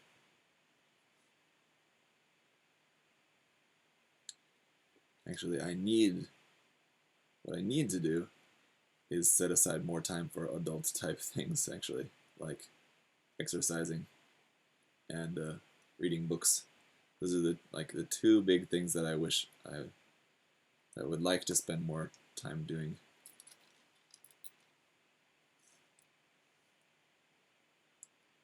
Exercising basically out of necessity. It's not like it's something that I would like to do. Reading books, however, is something that I would just kind of like to do personally more. And just because I'm starting to amass a pretty good amount of them that I'm just way behind. It's not like a huge mass, but I mean like a dozen or so that are like on my to-do list that I need to read. I gather. Just this past January when I was visiting the States back home, I picked up we went to Barnes & Noble and shared a photo on my Facebook page from the Gundams that were on display there. That's always fun. But while I was there, I picked up a couple of those like Barnes & Noble classics where they just have like older like classic books that are now they're public domain, so they can just be printed and released by anyone. So they're just released there by like under Barnes & Noble's own brand, and they're like real cheap, so they're like $5 each. I picked up the Jungle Books, which is actually a collection of the first and the second Jungle Books, because I've never actually read the original book, so I really wanted to read that. And then also picked up the Odyssey, another book that I've never actually read, but I've always wanted to read that. So acquired 2 new books recently, not that recently, in January, that I would really like to read, but need to set aside some time to do that. And they're not really very small books either. They're very decently sized novels, so it will take a little bit of time. Reading it and reading exercise though, like those kind of things that you feel like if you can just set aside 30 minutes a day for reading, like that's a good amount of time to depending on how fast you read. And I read really slowly, but like just 30 minutes a day is enough to get through a book and whatever, week, 2 weeks, whatever. It's a good amount, and in the 30 minutes a day, you think like, oh, that's not that much. Like I can do that, and same with exercising too. Just 30 minutes a day you set aside to just exercise, whatever it is, But it seems so easy, but it's just really hard to just carve out that time of the day, And I feel like I have kind of an excuse in the fact that I have kids and a job and like a hobby that I'm not like. It's not like a major responsibility, but it is something that's it's a responsibility and something that I am pretty dedicated to. I don't think it's wrong. I don't feel bad about being dedicated to my hobby and spending a lot of time doing it, because it's something that I enjoy and that I'm able to do at a level where I actually am able to monetize it as well. So that's good. Anyway, there is the Dogi, the Akadogo, the doggo. It'd be really cool to like paint one of these up and just like custom color scheme, and then get like some doggo, like custom decals printed up for like a decal for it. That'd be pretty fun.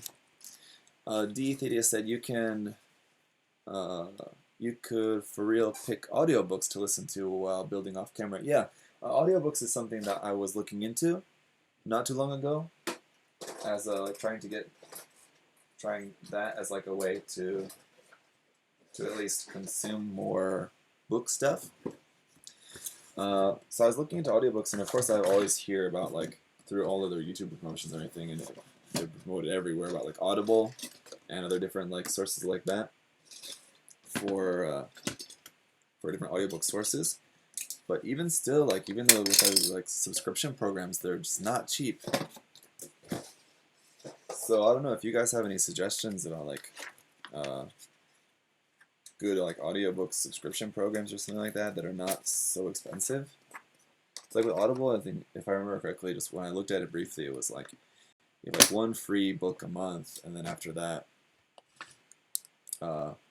you have like only a certain amount or something like that. I don't remember.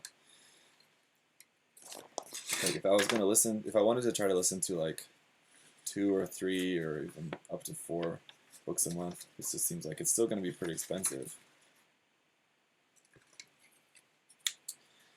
Zero, Mr. Thank you very much for that tip. Very appreciated. You said thanks for doing what you do. Your videos for. Sorry, it's covered by another window here. Your videos for me back into Gunpla. I think you mean your videos got me back into Gunpla. I got it. Thank you. That's awesome. I hear that actually more than you might imagine. It's pretty cool to hear that from people. Yeah, like people for whatever reason got out of Gunpla at one time in their life. They were into it at one time and then got out of it, and then got back into it through finding YouTube videos like mine and others online. So it's pretty cool. And why is this not fitting into place there?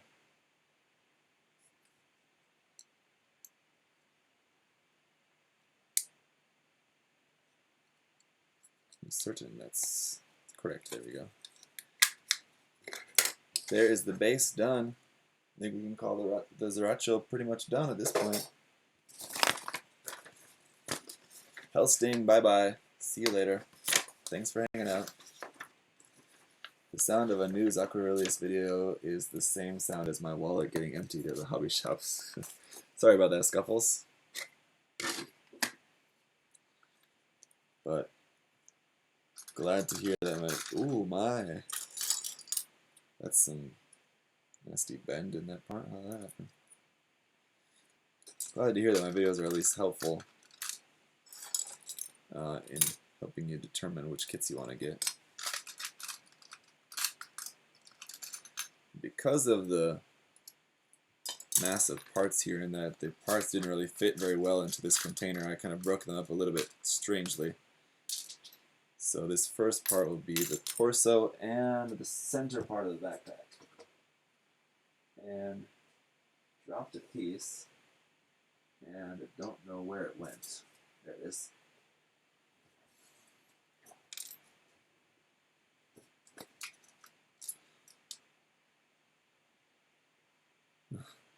Thank you for reopening my Gunpla passion, but my wallet don't like you. Yeah. Yeah.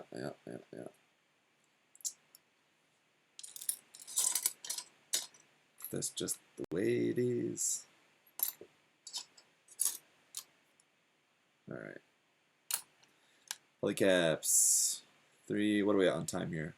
We're under 2 hours, so I said 2.5 hours, so I gotta finish this kit in 35 minutes. Don't think that's gonna happen. I think we're gonna go over 2.5 hours. But under 3 hours is definitely gonna be manageable, so that's still pretty good for putting together 3 kits, I guess. Even if I like completely gave up talking to you guys and just really zeroed in and focused on building this, I still don't think I could. I don't think I could get it done in 3 hours, especially if I can't find where this part is. There we go. I mean, I don't think I could get this kit built up in 35 minutes.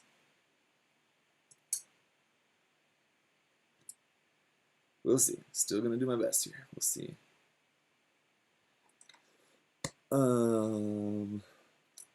It's kind of hard to tell what some of these parts are too. Let's see, 12. You should check out the Libby app. You can get free audiobooks from a number of libraries.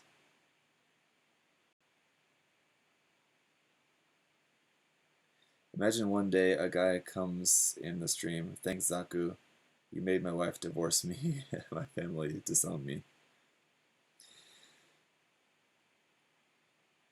Probably not all that far-fetched, is it, Alex? I mean, there was that video, what was that video a couple weeks back of someone pushing the perfect grade unicorn out the window, off the balcony. I don't know if we ever got any context as to what that was about, but you kind of got the feeling watching it that that was like a pissed off wife or girlfriend or something like that doing this, so it's sort of like revenge. Can't say for sure because, like I said, I didn't see any information about that, but you could definitely see that happening.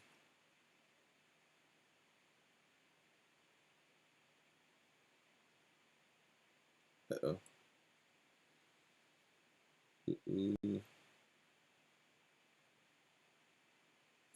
Please don't remind you of it.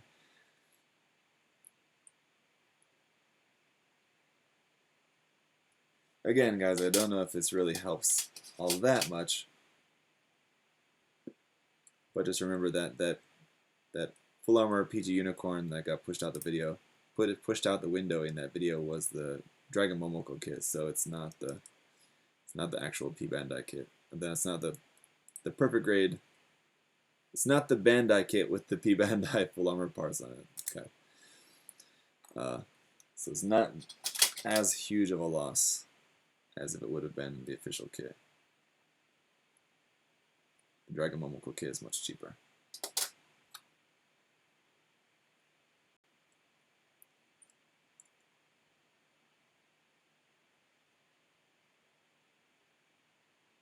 What the? Okay. Putting this part in backwards. So yeah, as I expected, this kit is already kind of slower to put together just because it's just very different, being based on an older kit that I've never built before, and just being from a different time, it doesn't have the same kind of streamlined construction that we have with a lot of modern HGs, which is good because that means that this kit is well tailored to what it's supposed to be. Anyway,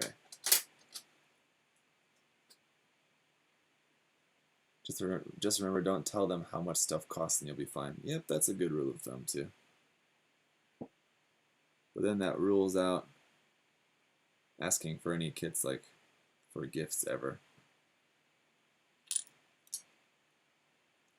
See if you can live with that. I think you'll be alright.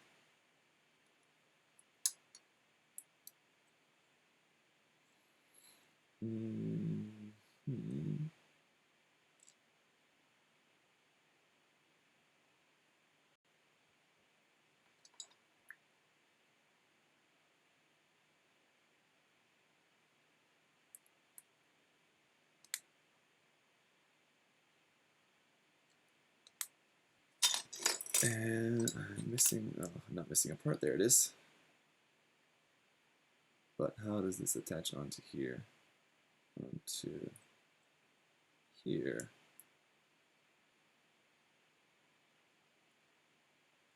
Is that right? I guess so. Looks kind of weird, but alright. And then, you see this one. Like that.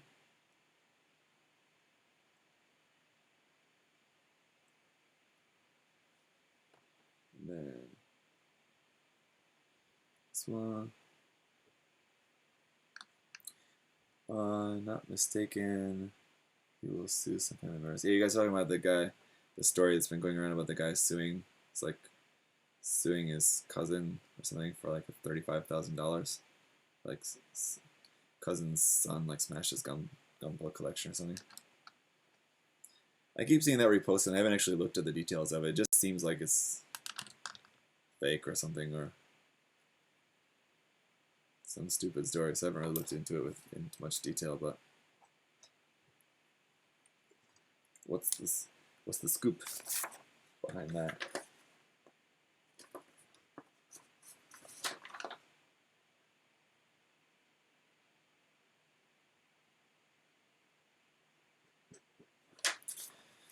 Alright, so we got this piece, which can't really do anything until we get the later part built. But yeah, so we're going to build the center part of the backpack now. You see 14.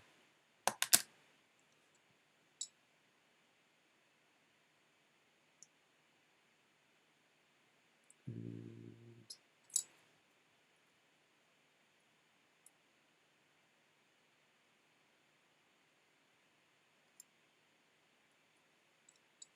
this into there. Like that. Alright. Then we close that up with this one.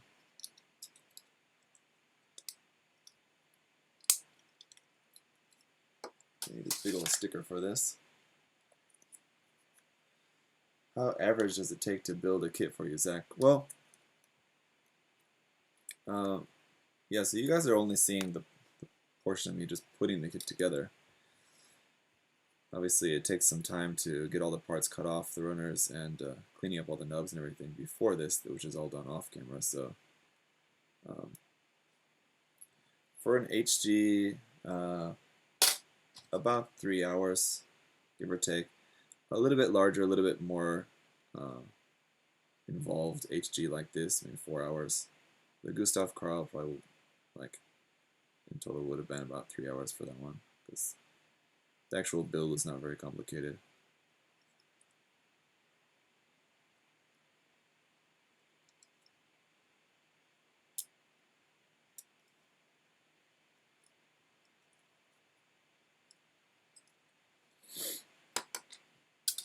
Well, for an HG, anyway, can depend on other stuff too. Zaku, after building my MG Zaku 2, what should I do? What touch-ups should I do? For your Master Grade Zaku 2? Well, which Master Grade Zaku 2 would be my first question for you. Bring.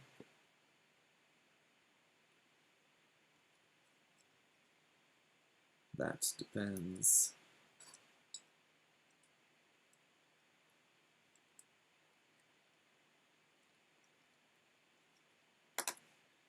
$13, 12. Oh, sticking a lot of polycaps into this part.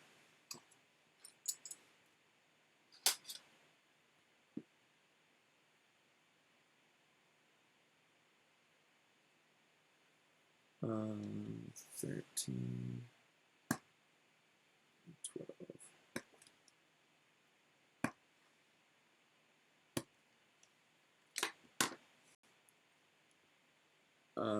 Zaku, the 2.0 Zaku 2.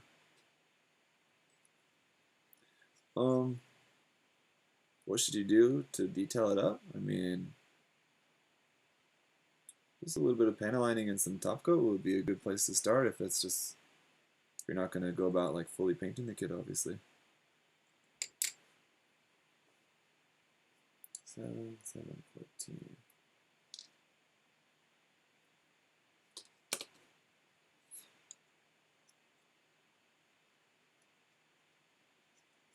So we've got a grand total of 5 polycaps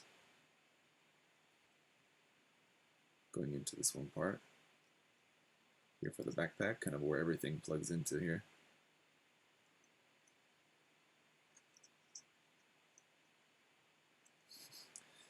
It's just like packed with polycaps inside of there. And just close it all up and hope that they're all aligned in there.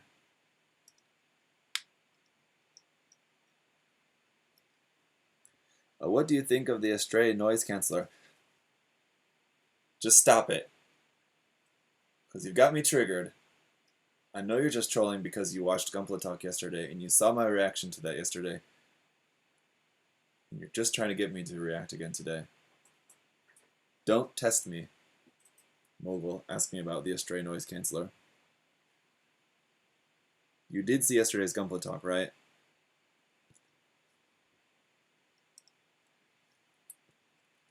Answer me that first.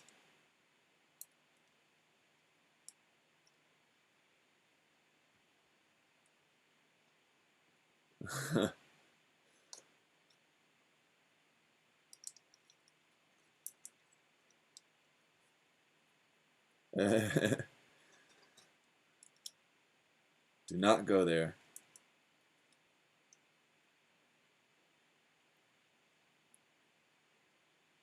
Noise. Yeah, now that the Tristan's done, the noise canceller is going to be the new meme. Good call, Alex.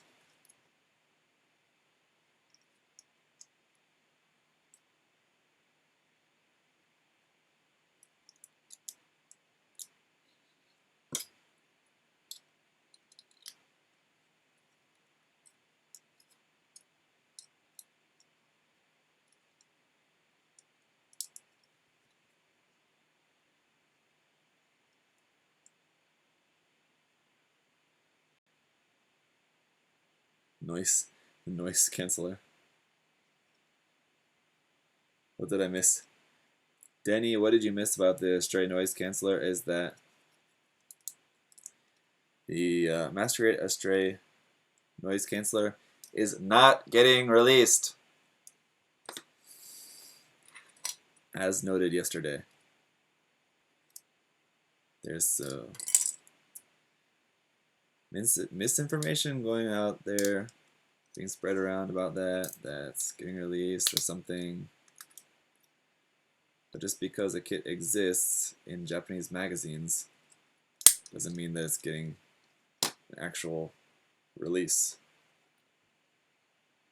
at any point. Well, this is like the center part of the backpack, but it doesn't actually plug onto the back of the torso, so I'm just going to set that aside for the time being. Noise canceller. Winged Wolf, did you ever get the MG V2 Assault Buster set? I didn't. I decided to pass on it. I love the design of the V2 Assault Buster, but I just didn't like the MG V2 so much. And even the Assault Buster parts set for the MG, some of the details I didn't really quite like. Some of it was a little bit overly detailed for my taste. And I've built and painted a couple years back now. I built and painted the HG of that, and I really quite like it. So I feel like if I ever wanted to work on another V2 Assault Buster, then I'll just get the HG again, probably. But I don't know. We'll see. If there's ever like a day in the future when I'm like open to doing commission work again, and someone wants to commission me to do an Assault Buster Master Grade kit, then I'd be open for it. I would enjoy the chance to do it, but it's not something I'm really interested in getting on my own.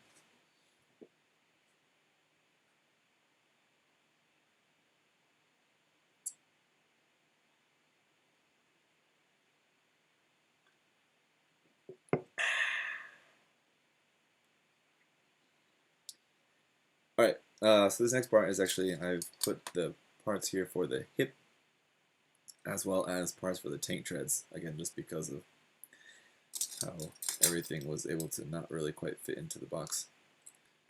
So, I can put these parts together and off to the side here.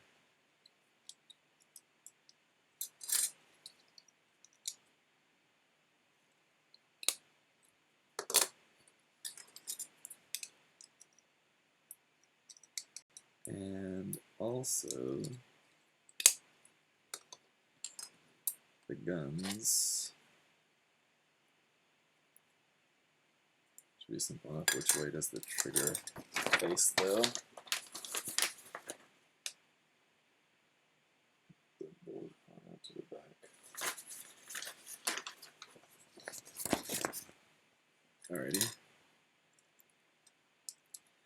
like the guns for this, kind of, actually. Speaking of Transformers, these guns kind of, in a way, remind me of something like from Transformers. Just because it's really simple, and there's like this really big, huge, fat barrel for that, and it's like really simple design.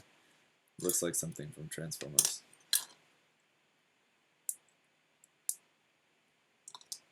Like old style, or like Beast Wars. Beast Wars is something I have a lot more experience with than Transformers, to be honest.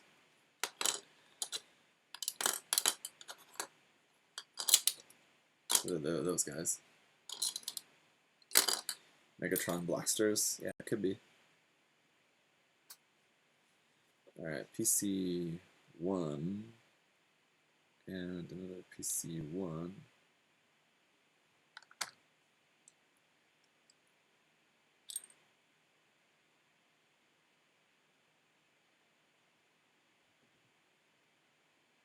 And another PC 1.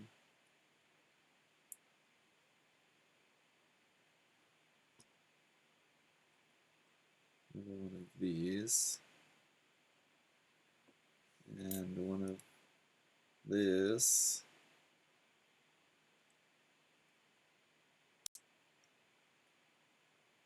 We can close that.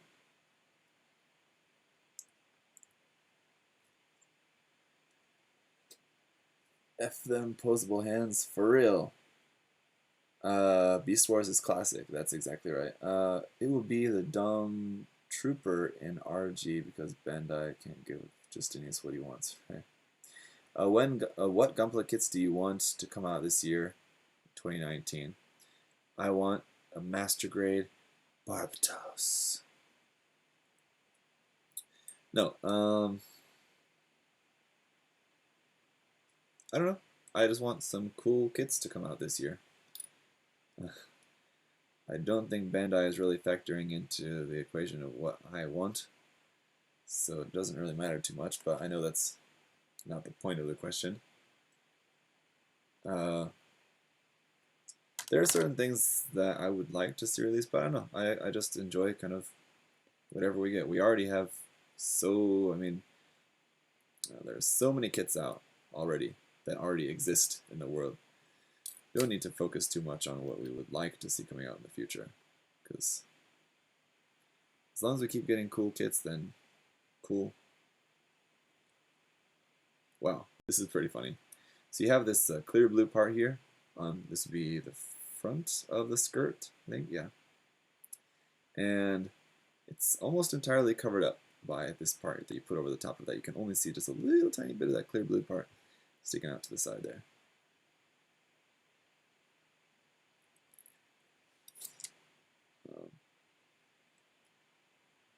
Yeah, there's nothing really in particular that comes to mind, something that I really want to see out this year. Ooh.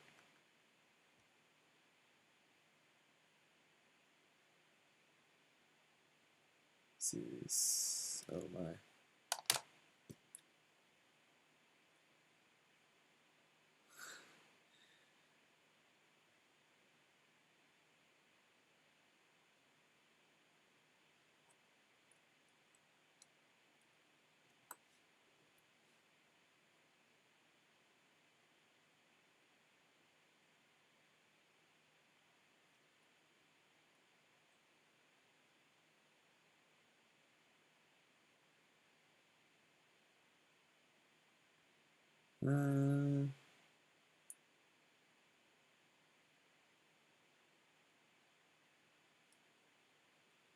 Oops, put the side skirts on there. MG Cassie. Yeah, with the Hathaway's Flash coming out, I'm sure we'll probably see something of a Cassie or Penelope out at some point. Alex, you're saying that you don't wash your kits. Do you not wash your kits before painting? Like after sanding, between sanding and painting? Do you not wash the parts at that step?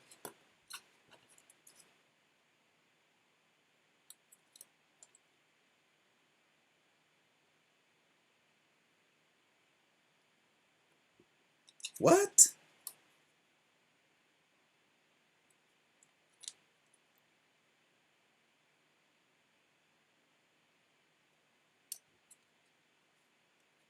Just give it a good toothbrush over just to brush the dust away?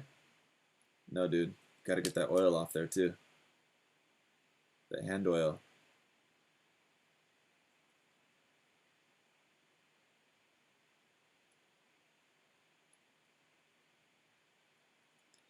You got those sticky ramyun fingers. You gotta get them cleaned off. You haven't had any issues. You never have any issues with your paint chipping or anything when you're putting the kits together or anything like that?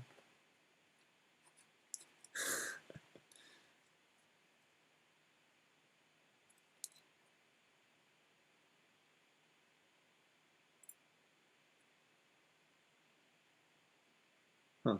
All right. Well, hey, if it works. I just don't like. Oof, I just don't like to take any unnecessary risks. So I'll always do that.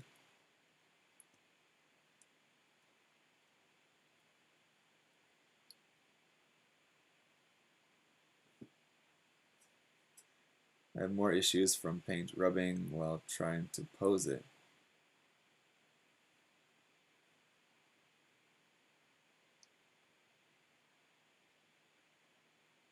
Can't wait to see the Messer release from Hathaway's Flash. That'd be pretty cool. The resin kit of the Messer is pretty cool looking. I've looked at it from time to time, but I don't really like it that much that I've ever decided to. I really wanted to buy it, but it's a pretty cool design. Let's build this weird old head that this guy has. There's a whole bunch of stickers on the head too.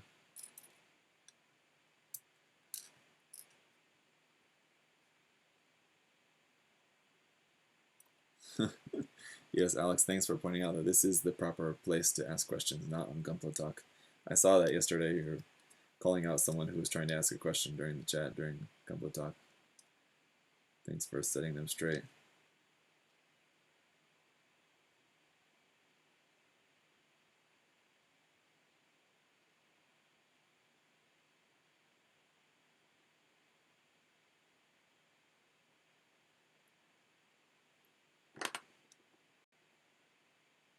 Now, about this head.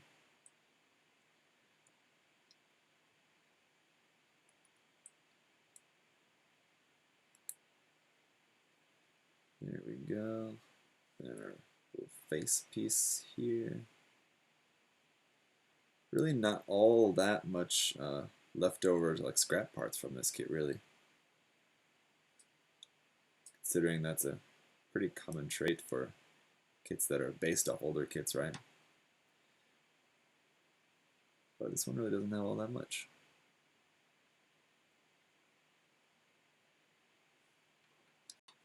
A couple of stackers here, though.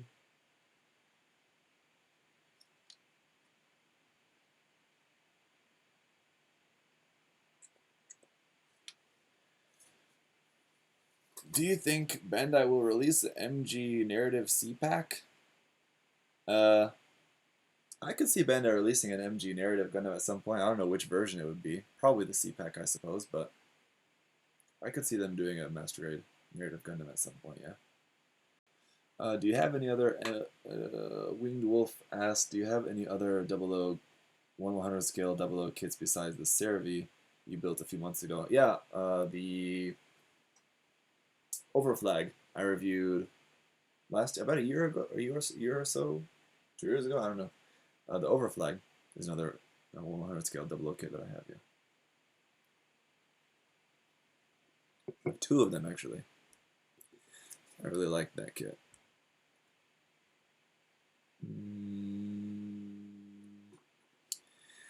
Oh, dang. So you have the head here, and let me zoom in the focus here so you guys can see this.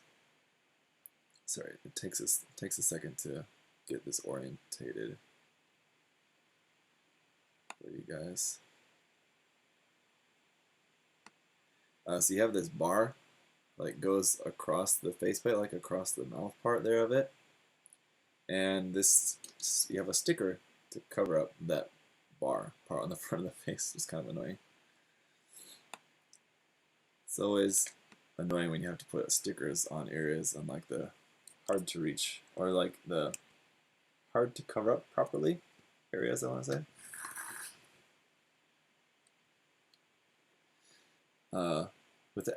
With the S and XS coming out, give them the Mark V a chance. Yeah, I think I have a feeling we're gonna see a kit of a Mark V sometime sooner than later. I mean, it's hard to know when, but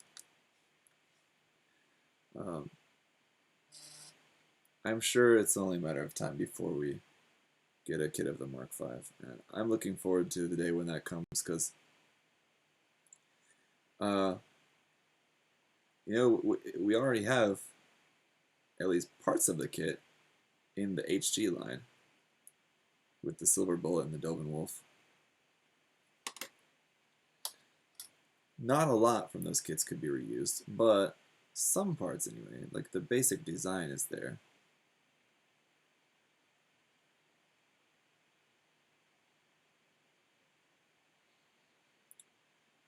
Oh yeah, that sticker on the front of the faceplate just doesn't really look very good.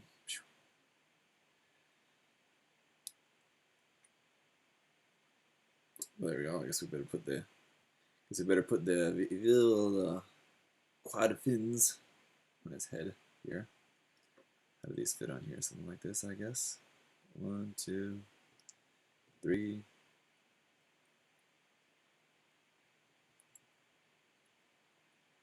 Yeah. If they were to make like an RE100 or a master grade version of the Mark V, then they could reuse that, reuse parts of that to make the Dovin Wolf and the Silver Bullet, like things like that as well. So it's Bandai likes designs that they can milk, and they could at least milk 3 or 4 designs out of a Gundam Mark, making a new Gundam Mark V. So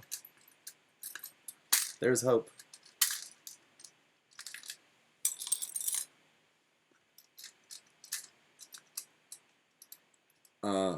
I like the Mark V a lot, but between the Mark V, the Silver Bullet, and the Dovin Wolf, I would love a master grade Mark V. It's my favorite of. Sorry, of master grade Silver Bullet. Sorry, Silver Bullet is definitely my favorite among the lot of those different kind of variations. All right, so we're coming up. We got 5 minutes till the 2.5 hour mark. Not gonna make it, but we gave it the old college try.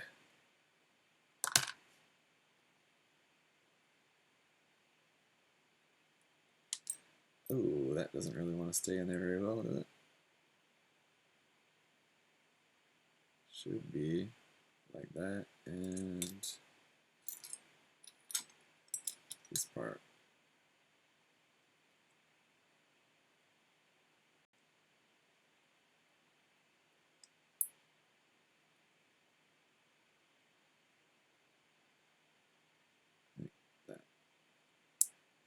That. There we go. That clips onto there. And this one goes on top of here for the foot. Now the underside of the foot is pretty bad. Not a whole lot going on there. But I guess like with the transformation, it's supposed to be folded up like that, whatever, so. No, Bandai hates designs where they can milk it, like the Astray and the Unicorn, yeah.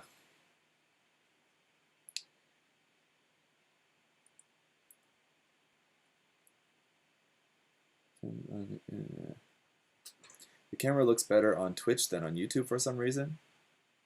Must be a code. Yeah, Alex is modding both chats. Alex, thank you very much for that. I'm sure you have better things to do. I don't know what you're up to tonight, what you're working on. Hopefully you're working on something.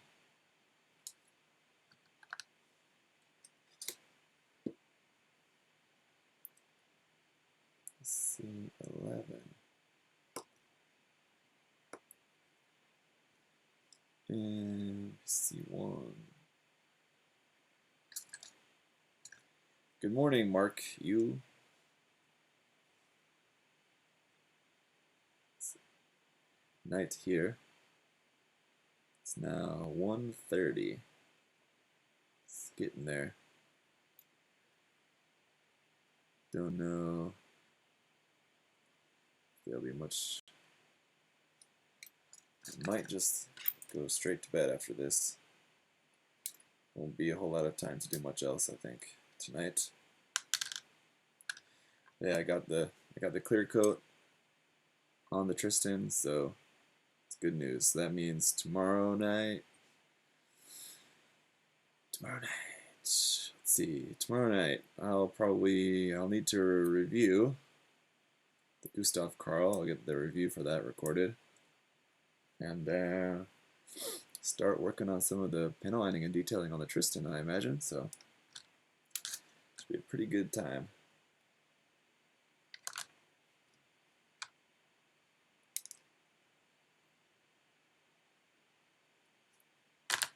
Or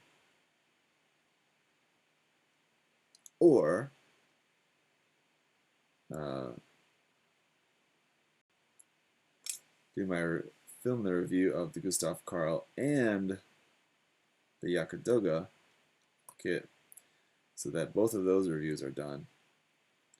But usually, whenever I try to record 2 reviews in a night, it takes the whole night. I always think like, oh, it's not going to take that long. I can record 2 reviews and then still have a little bit of time left over to work on something else before I need to go to bed or something, but yeah, it doesn't really ever happen. Usually it takes up longer than I expected, and it's pretty close to bedtime by the time recording the reviews is done.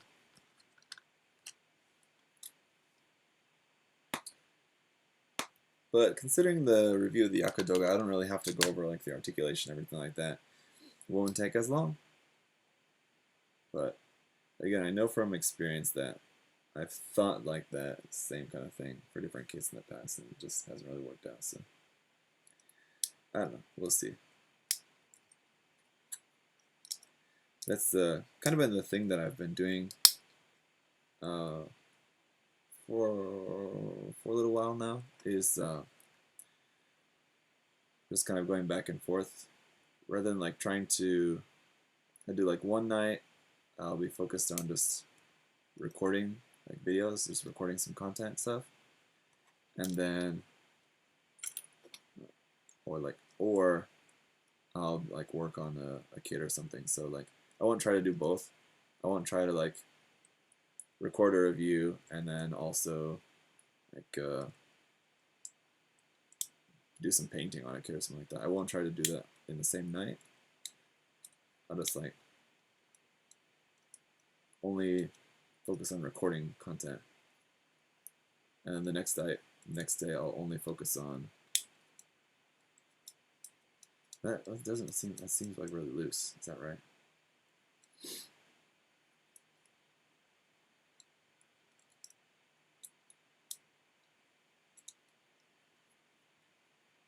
Okay, that moves like that.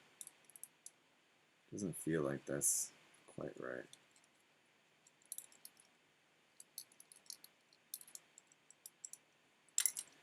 And he has this like sliding bit there. Okay, I guess that's right, but it feels kind of weird. Oh, I think I didn't have that in there right. There you go. So that has to be fully extended up first before you put the knee part of that on. So there you go. Legs are really weird on this kit, but I kind of like it. Tell that to all the cloudy sub-teen days we've been having here in Jersey. They're talking about weather. Alright. MGGPO2. I think you guys are talking about your wish lists of MG kits or something, it looks like.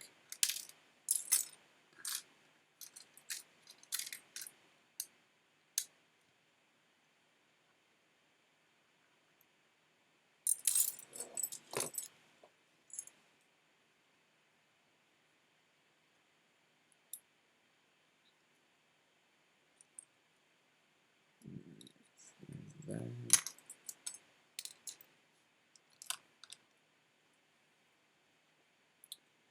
Feet. PC 8. Once again. Rather have Jersey weather than Korean weather. Yeah, man. That's the other thing that's been kind of a hindrance as to trying to get out and exercise more, is that the air quality has been really bad here lately. So like it's been starting to warm up a little bit from being winter, but the air has been so bad I don't want to go out and exercise and just like be huffing and puffing on nasty air.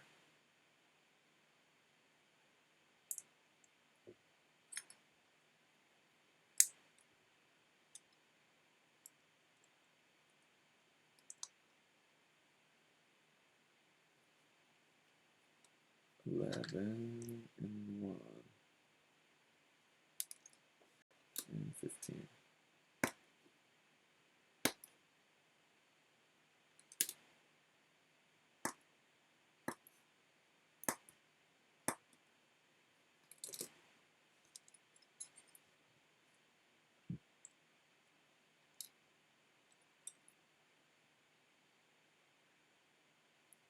Good morning, diligent new type.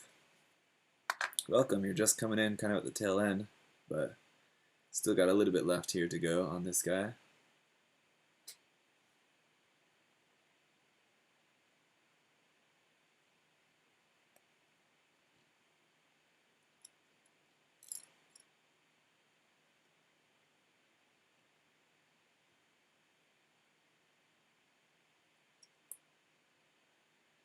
Scuffles, it's not pollen here in Korea, unfortunately. It's not just that. It's a lot of just air pollution, yeah, smog.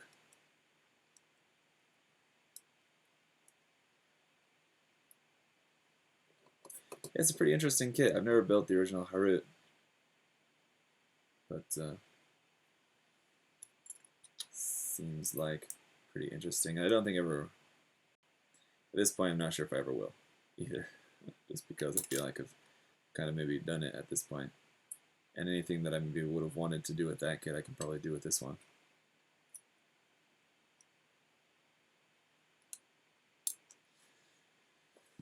But let's see. I did build that Chinese like third-party bootleg kit of the Harut Final Battle version. Ended up selling that actually because I just didn't really like it that much.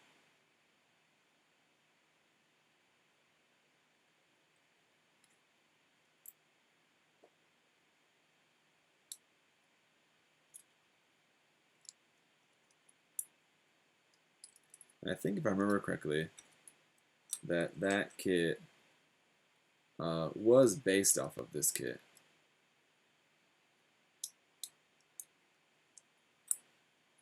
So that like they used the Bandai kit, basically like bootlegged the Bandai kit for the base of it, the base mobile suit, and then they just made the new parts around that, if I remember correctly. So I kind of built it before. Sort of. Just in terrible quality.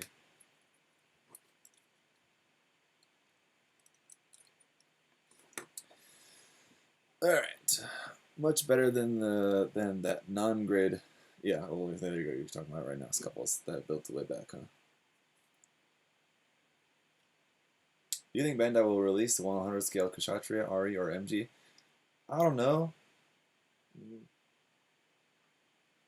I feel like there was like an actual interview or something, like with someone. I don't remember how this information came out, but somehow Bandai, someone in some sort of official capacity at Bandai did say in some sort of official way that making a master grade of the Kshatriya was just too hard because they would have had to use some metal parts to hold up the binders, because the master grade binders would just be too heavy. But that was like probably 10 years ago or something now, so who knows? Maybe their technology has improved enough in a way where making master grade Kshatriya would be more possible now. or they might just go the route of, yeah, just making it into an RE kit instead. Either way, I think it's a popular enough design that I'm sure it's something that they're considering, but I think it's more of a just, I think it's more of just a technical issue as to how to make it in a way that it's going to be stable enough, because it's such a big, heavy design to be in 100 scale. Well, they've made other things like big, heavy things like the O into a master grade kit, but it doesn't have like the, it's big and heavy, but it doesn't have the stability issues of having some big and heavy part of the kit like hanging off of it, like, you know what I mean? So, yeah, the Nightingale kind of has that, a similar kind of problem, but again, the Nightingale's big wing parts are not on like a big articulated arm, where like they kind of have to move around. They're just basically stuck onto there, so it's not as big of an issue.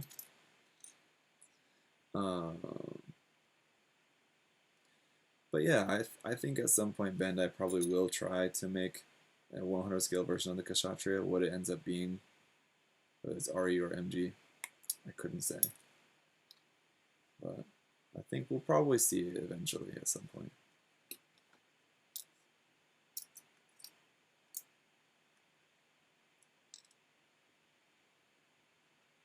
Either way, I'll be happy whenever we do, because I'll enjoy it.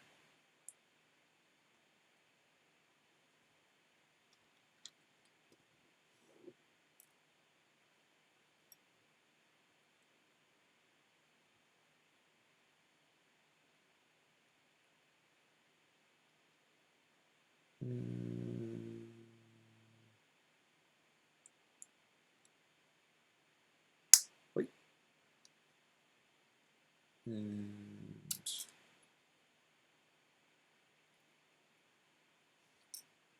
this, no, is it? Yeah. This one on the back of here, and this one snap into there. That's the wrong way. Should be turned this way. There we are. Then it's down over the front of that. It's up here. Somehow I missed the construction of the shoulders. Need these two.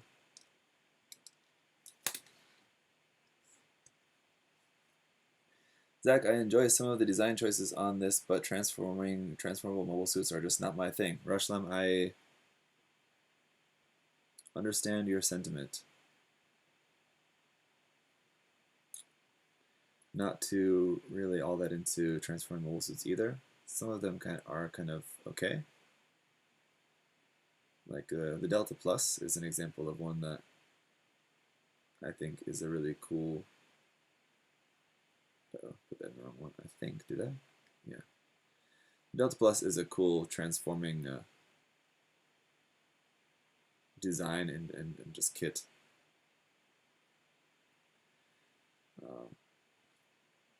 But other ones, yeah, it's not really all that much, eh? I feel you.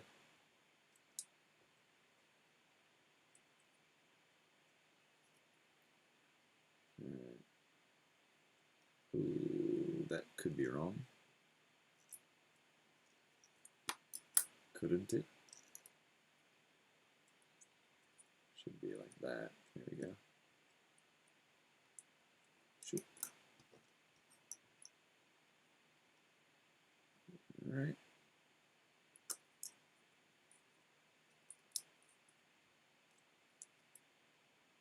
Oh, that's strange. How the shoulder plugs in. It's like plugs in at like a downward angle like that. It's kind of weird. Yeah, I think the bootleg kit was like that as well. It's kind of part of the transformation, but it looks kind of weird at first glance. All right. One more arm, and we're on to the binder parts.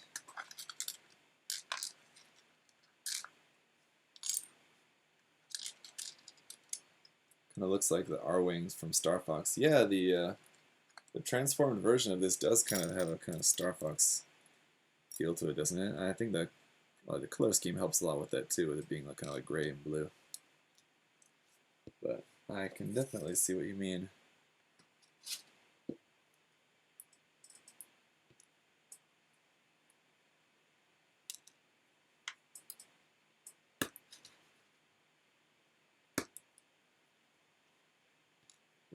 Running out of polycaps, not too many of them left, so I guess there's not going to be too many more of those used on the backpack.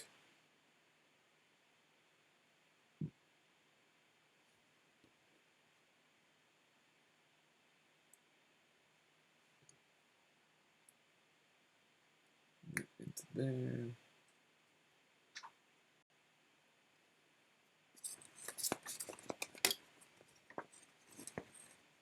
Got 2 transformations, that's right. Got 2 transformations with this guy. Uh-oh. I need to stay on that page. And put this polycap into there.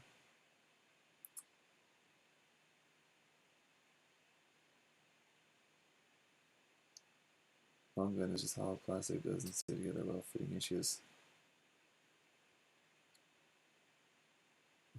Shit, my mom is awake. Bye. Alright, bye, dude.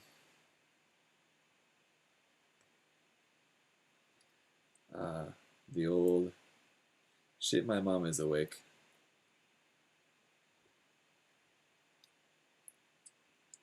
Those were the days, eh?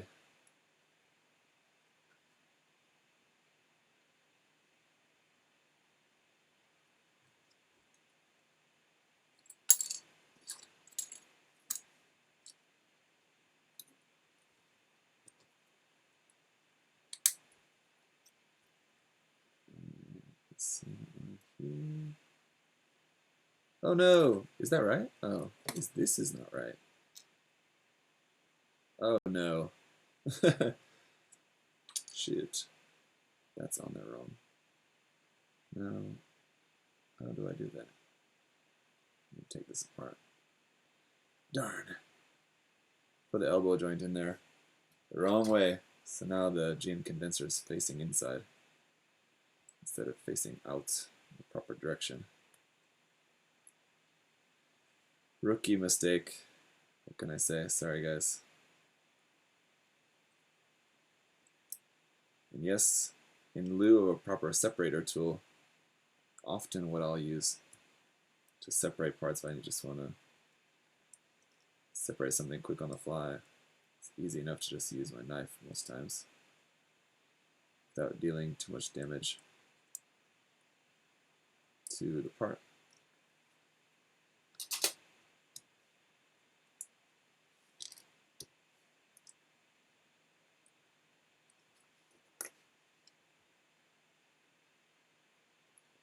Thoughts on the box art for the MG Dynamis and H2 Magnum?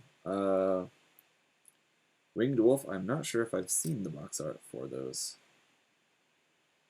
I feel like I probably have, and I'm just not remembering, but I don't really remember, so I guess I wasn't all that really impressed. Box art's just kind of box art. It's not like, I like it when they have cool box art, and it's cool to look at, but it's not like a big thing for me. Certainly not anything close to a deciding factor as to which kits I'm gonna enjoy or not enjoy, right? So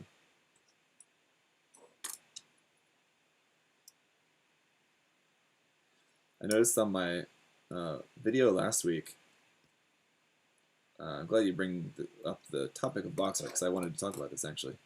On my video last week about how to save space by like condensing your boxes, cutting down your boxes to save space. Ew, a lot of people got very sad, and I think a lot of it was just joking, really, to be honest. But there were a lot of people like really freaking out about the fact that I was cutting the box, like destroying the box art.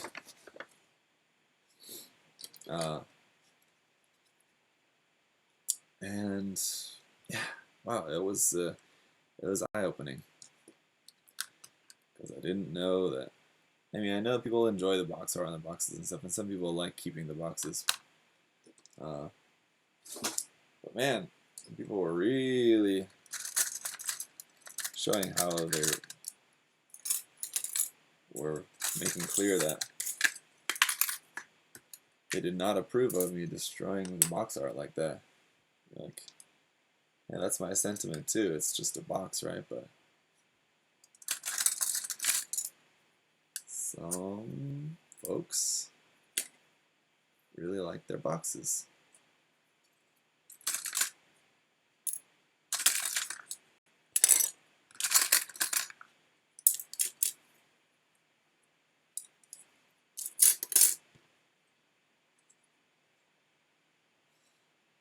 It was pretty crazy. Like it's kind of hard to explain. Just go back and watch or go back and check the comments on that video. It's pretty wild. Some people were going absolutely bananas, saying like, "I cringed so hard I couldn't watch when you cut the box." Oh, okay.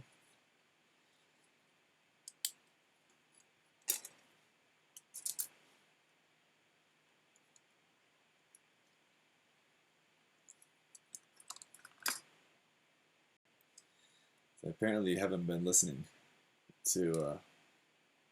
So we actually use all the polycaps for this. This big, full polycap printer. We're actually using all of that. That's impressive.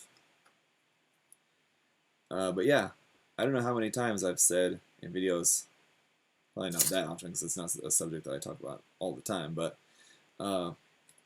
when I've talked about in videos about like how the reason why I don't mind selling my kits after I build them, like my built and painted kits, I don't mind selling them because like the entertainment for me, the joy of getting kits is in the painting process and everything and all of that. So like once they're done, they don't really mean it's not that they don't mean a lot to me, but it's just they don't really have a lot of value to me to just be sitting up on my shelf. I don't like having a shelf display of kits that I've built is not what gives me joy. It's not what makes it fun for me. This is the fun part for me, building and all that. So once this is all done, then it's just kind of like no. And so anyway, along the same lines, obviously then the box is not really going to do much for me. It's just a box, right? So I totally agree that box art on a lot of kits is really cool. I would love if Bandai like would make like a book of like just box art from a bunch of kits, like especially if they just did like a master grade box art book. That'd be awesome. I would definitely like to have that. But I think it's just a space issue too. I'm very very aware of that. I just don't have the space to care about the boxes, so that's also a part of it, I imagine.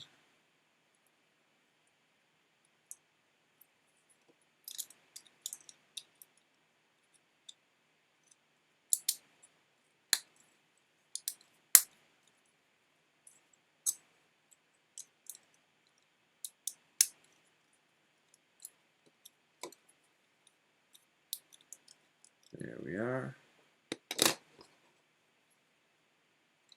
And the tank parts fit up onto there.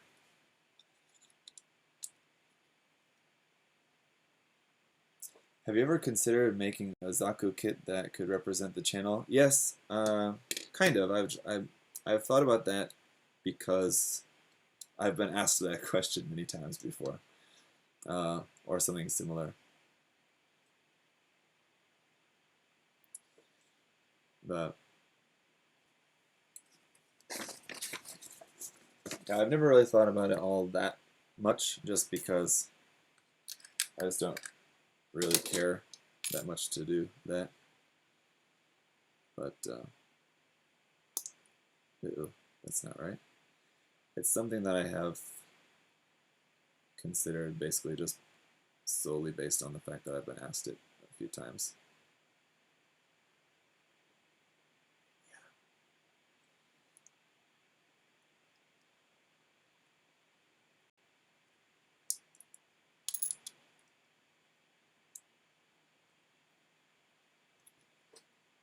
This and this. We got our backpack. It's like this. And this one go into here. And so into here. It's getting pretty loaded up here for the backpack.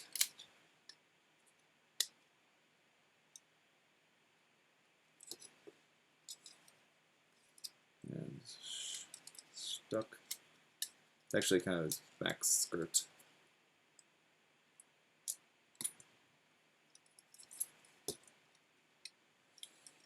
Phew! Probably gonna be hard to see in camera now. I'm gonna have to adjust the focus there for you guys, but we do still have the sword bits to build. Let's just go ahead and build those up real quick then too. And we have this connector piece as well.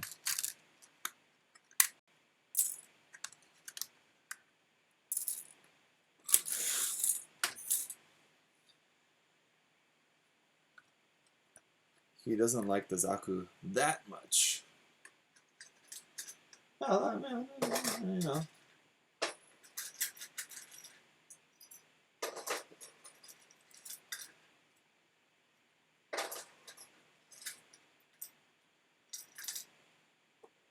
Let's see. I want to see how much of the original head you can make with this, actually.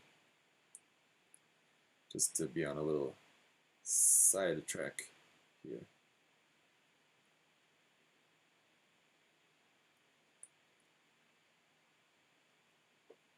Oops.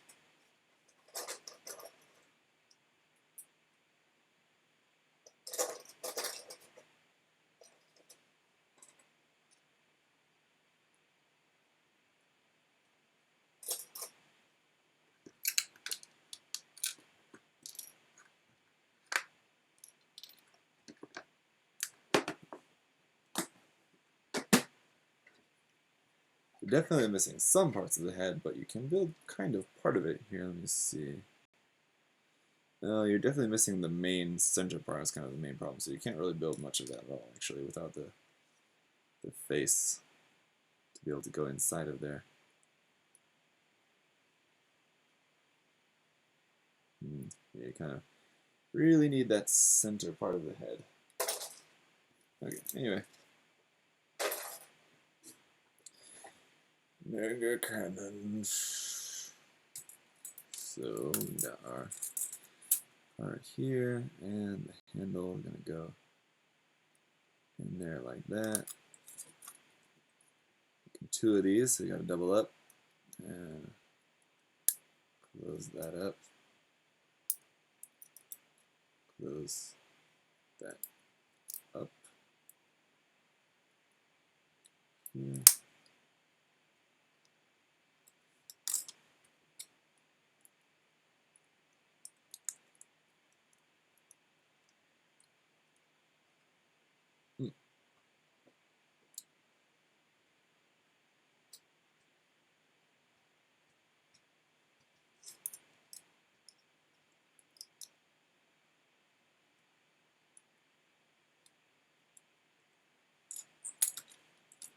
And close up this bit.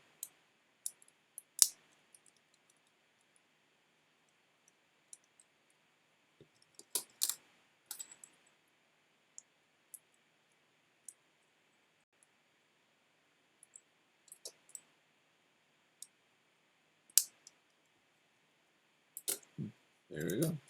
Simple enough.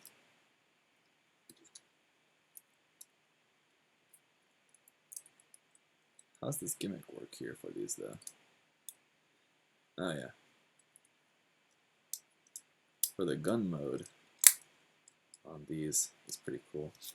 Looks like it works basically the same as yeah, that bootleg Harut kit, dude. That this bit kind of slides down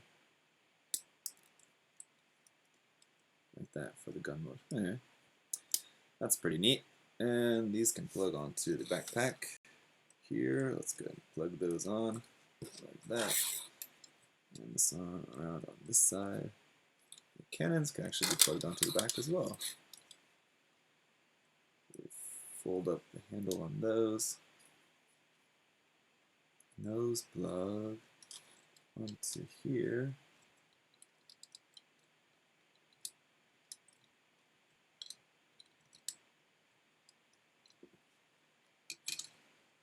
Whew, this guy is not going to be standing up on his own 2 feet, I'm thinking. With this big massive stuff on his back. Well, there you go, he's pretty loaded up now. And that is a wrap.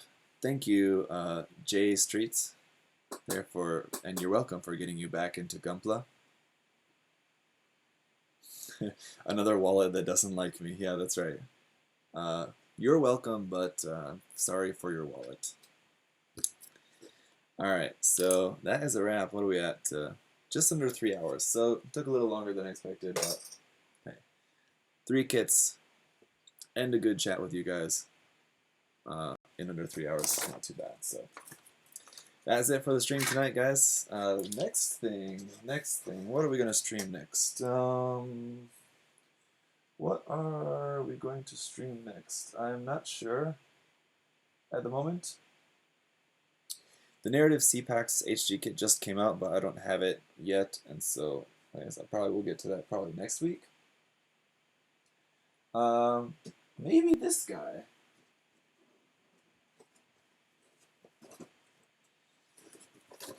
Ultraman. Maybe this will be the next thing to be streamed, the version 7.5 suit Ultraman kit. That'd be a pretty good one, I imagine. I'm looking forward to getting this built up so that I can get it painted up to match the B-type Ultraman. So they can be a cool painted up pair of the 2 of them. So that'll be fun. Yeah, I think that's next.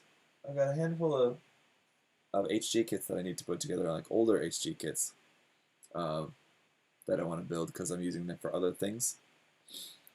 But we'll get to those. In the meantime, it's time to finish up the Tristan. So hopefully that should be done basically in a week or so, I guess. The Tristan should basically be just about done.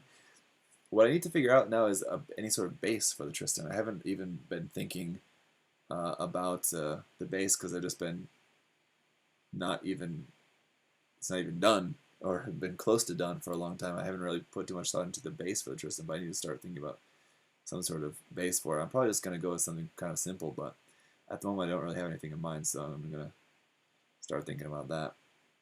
Probably do something like really similar to what I did for like the Gundam 05, the Master Grade Gundam 05 that I built last year.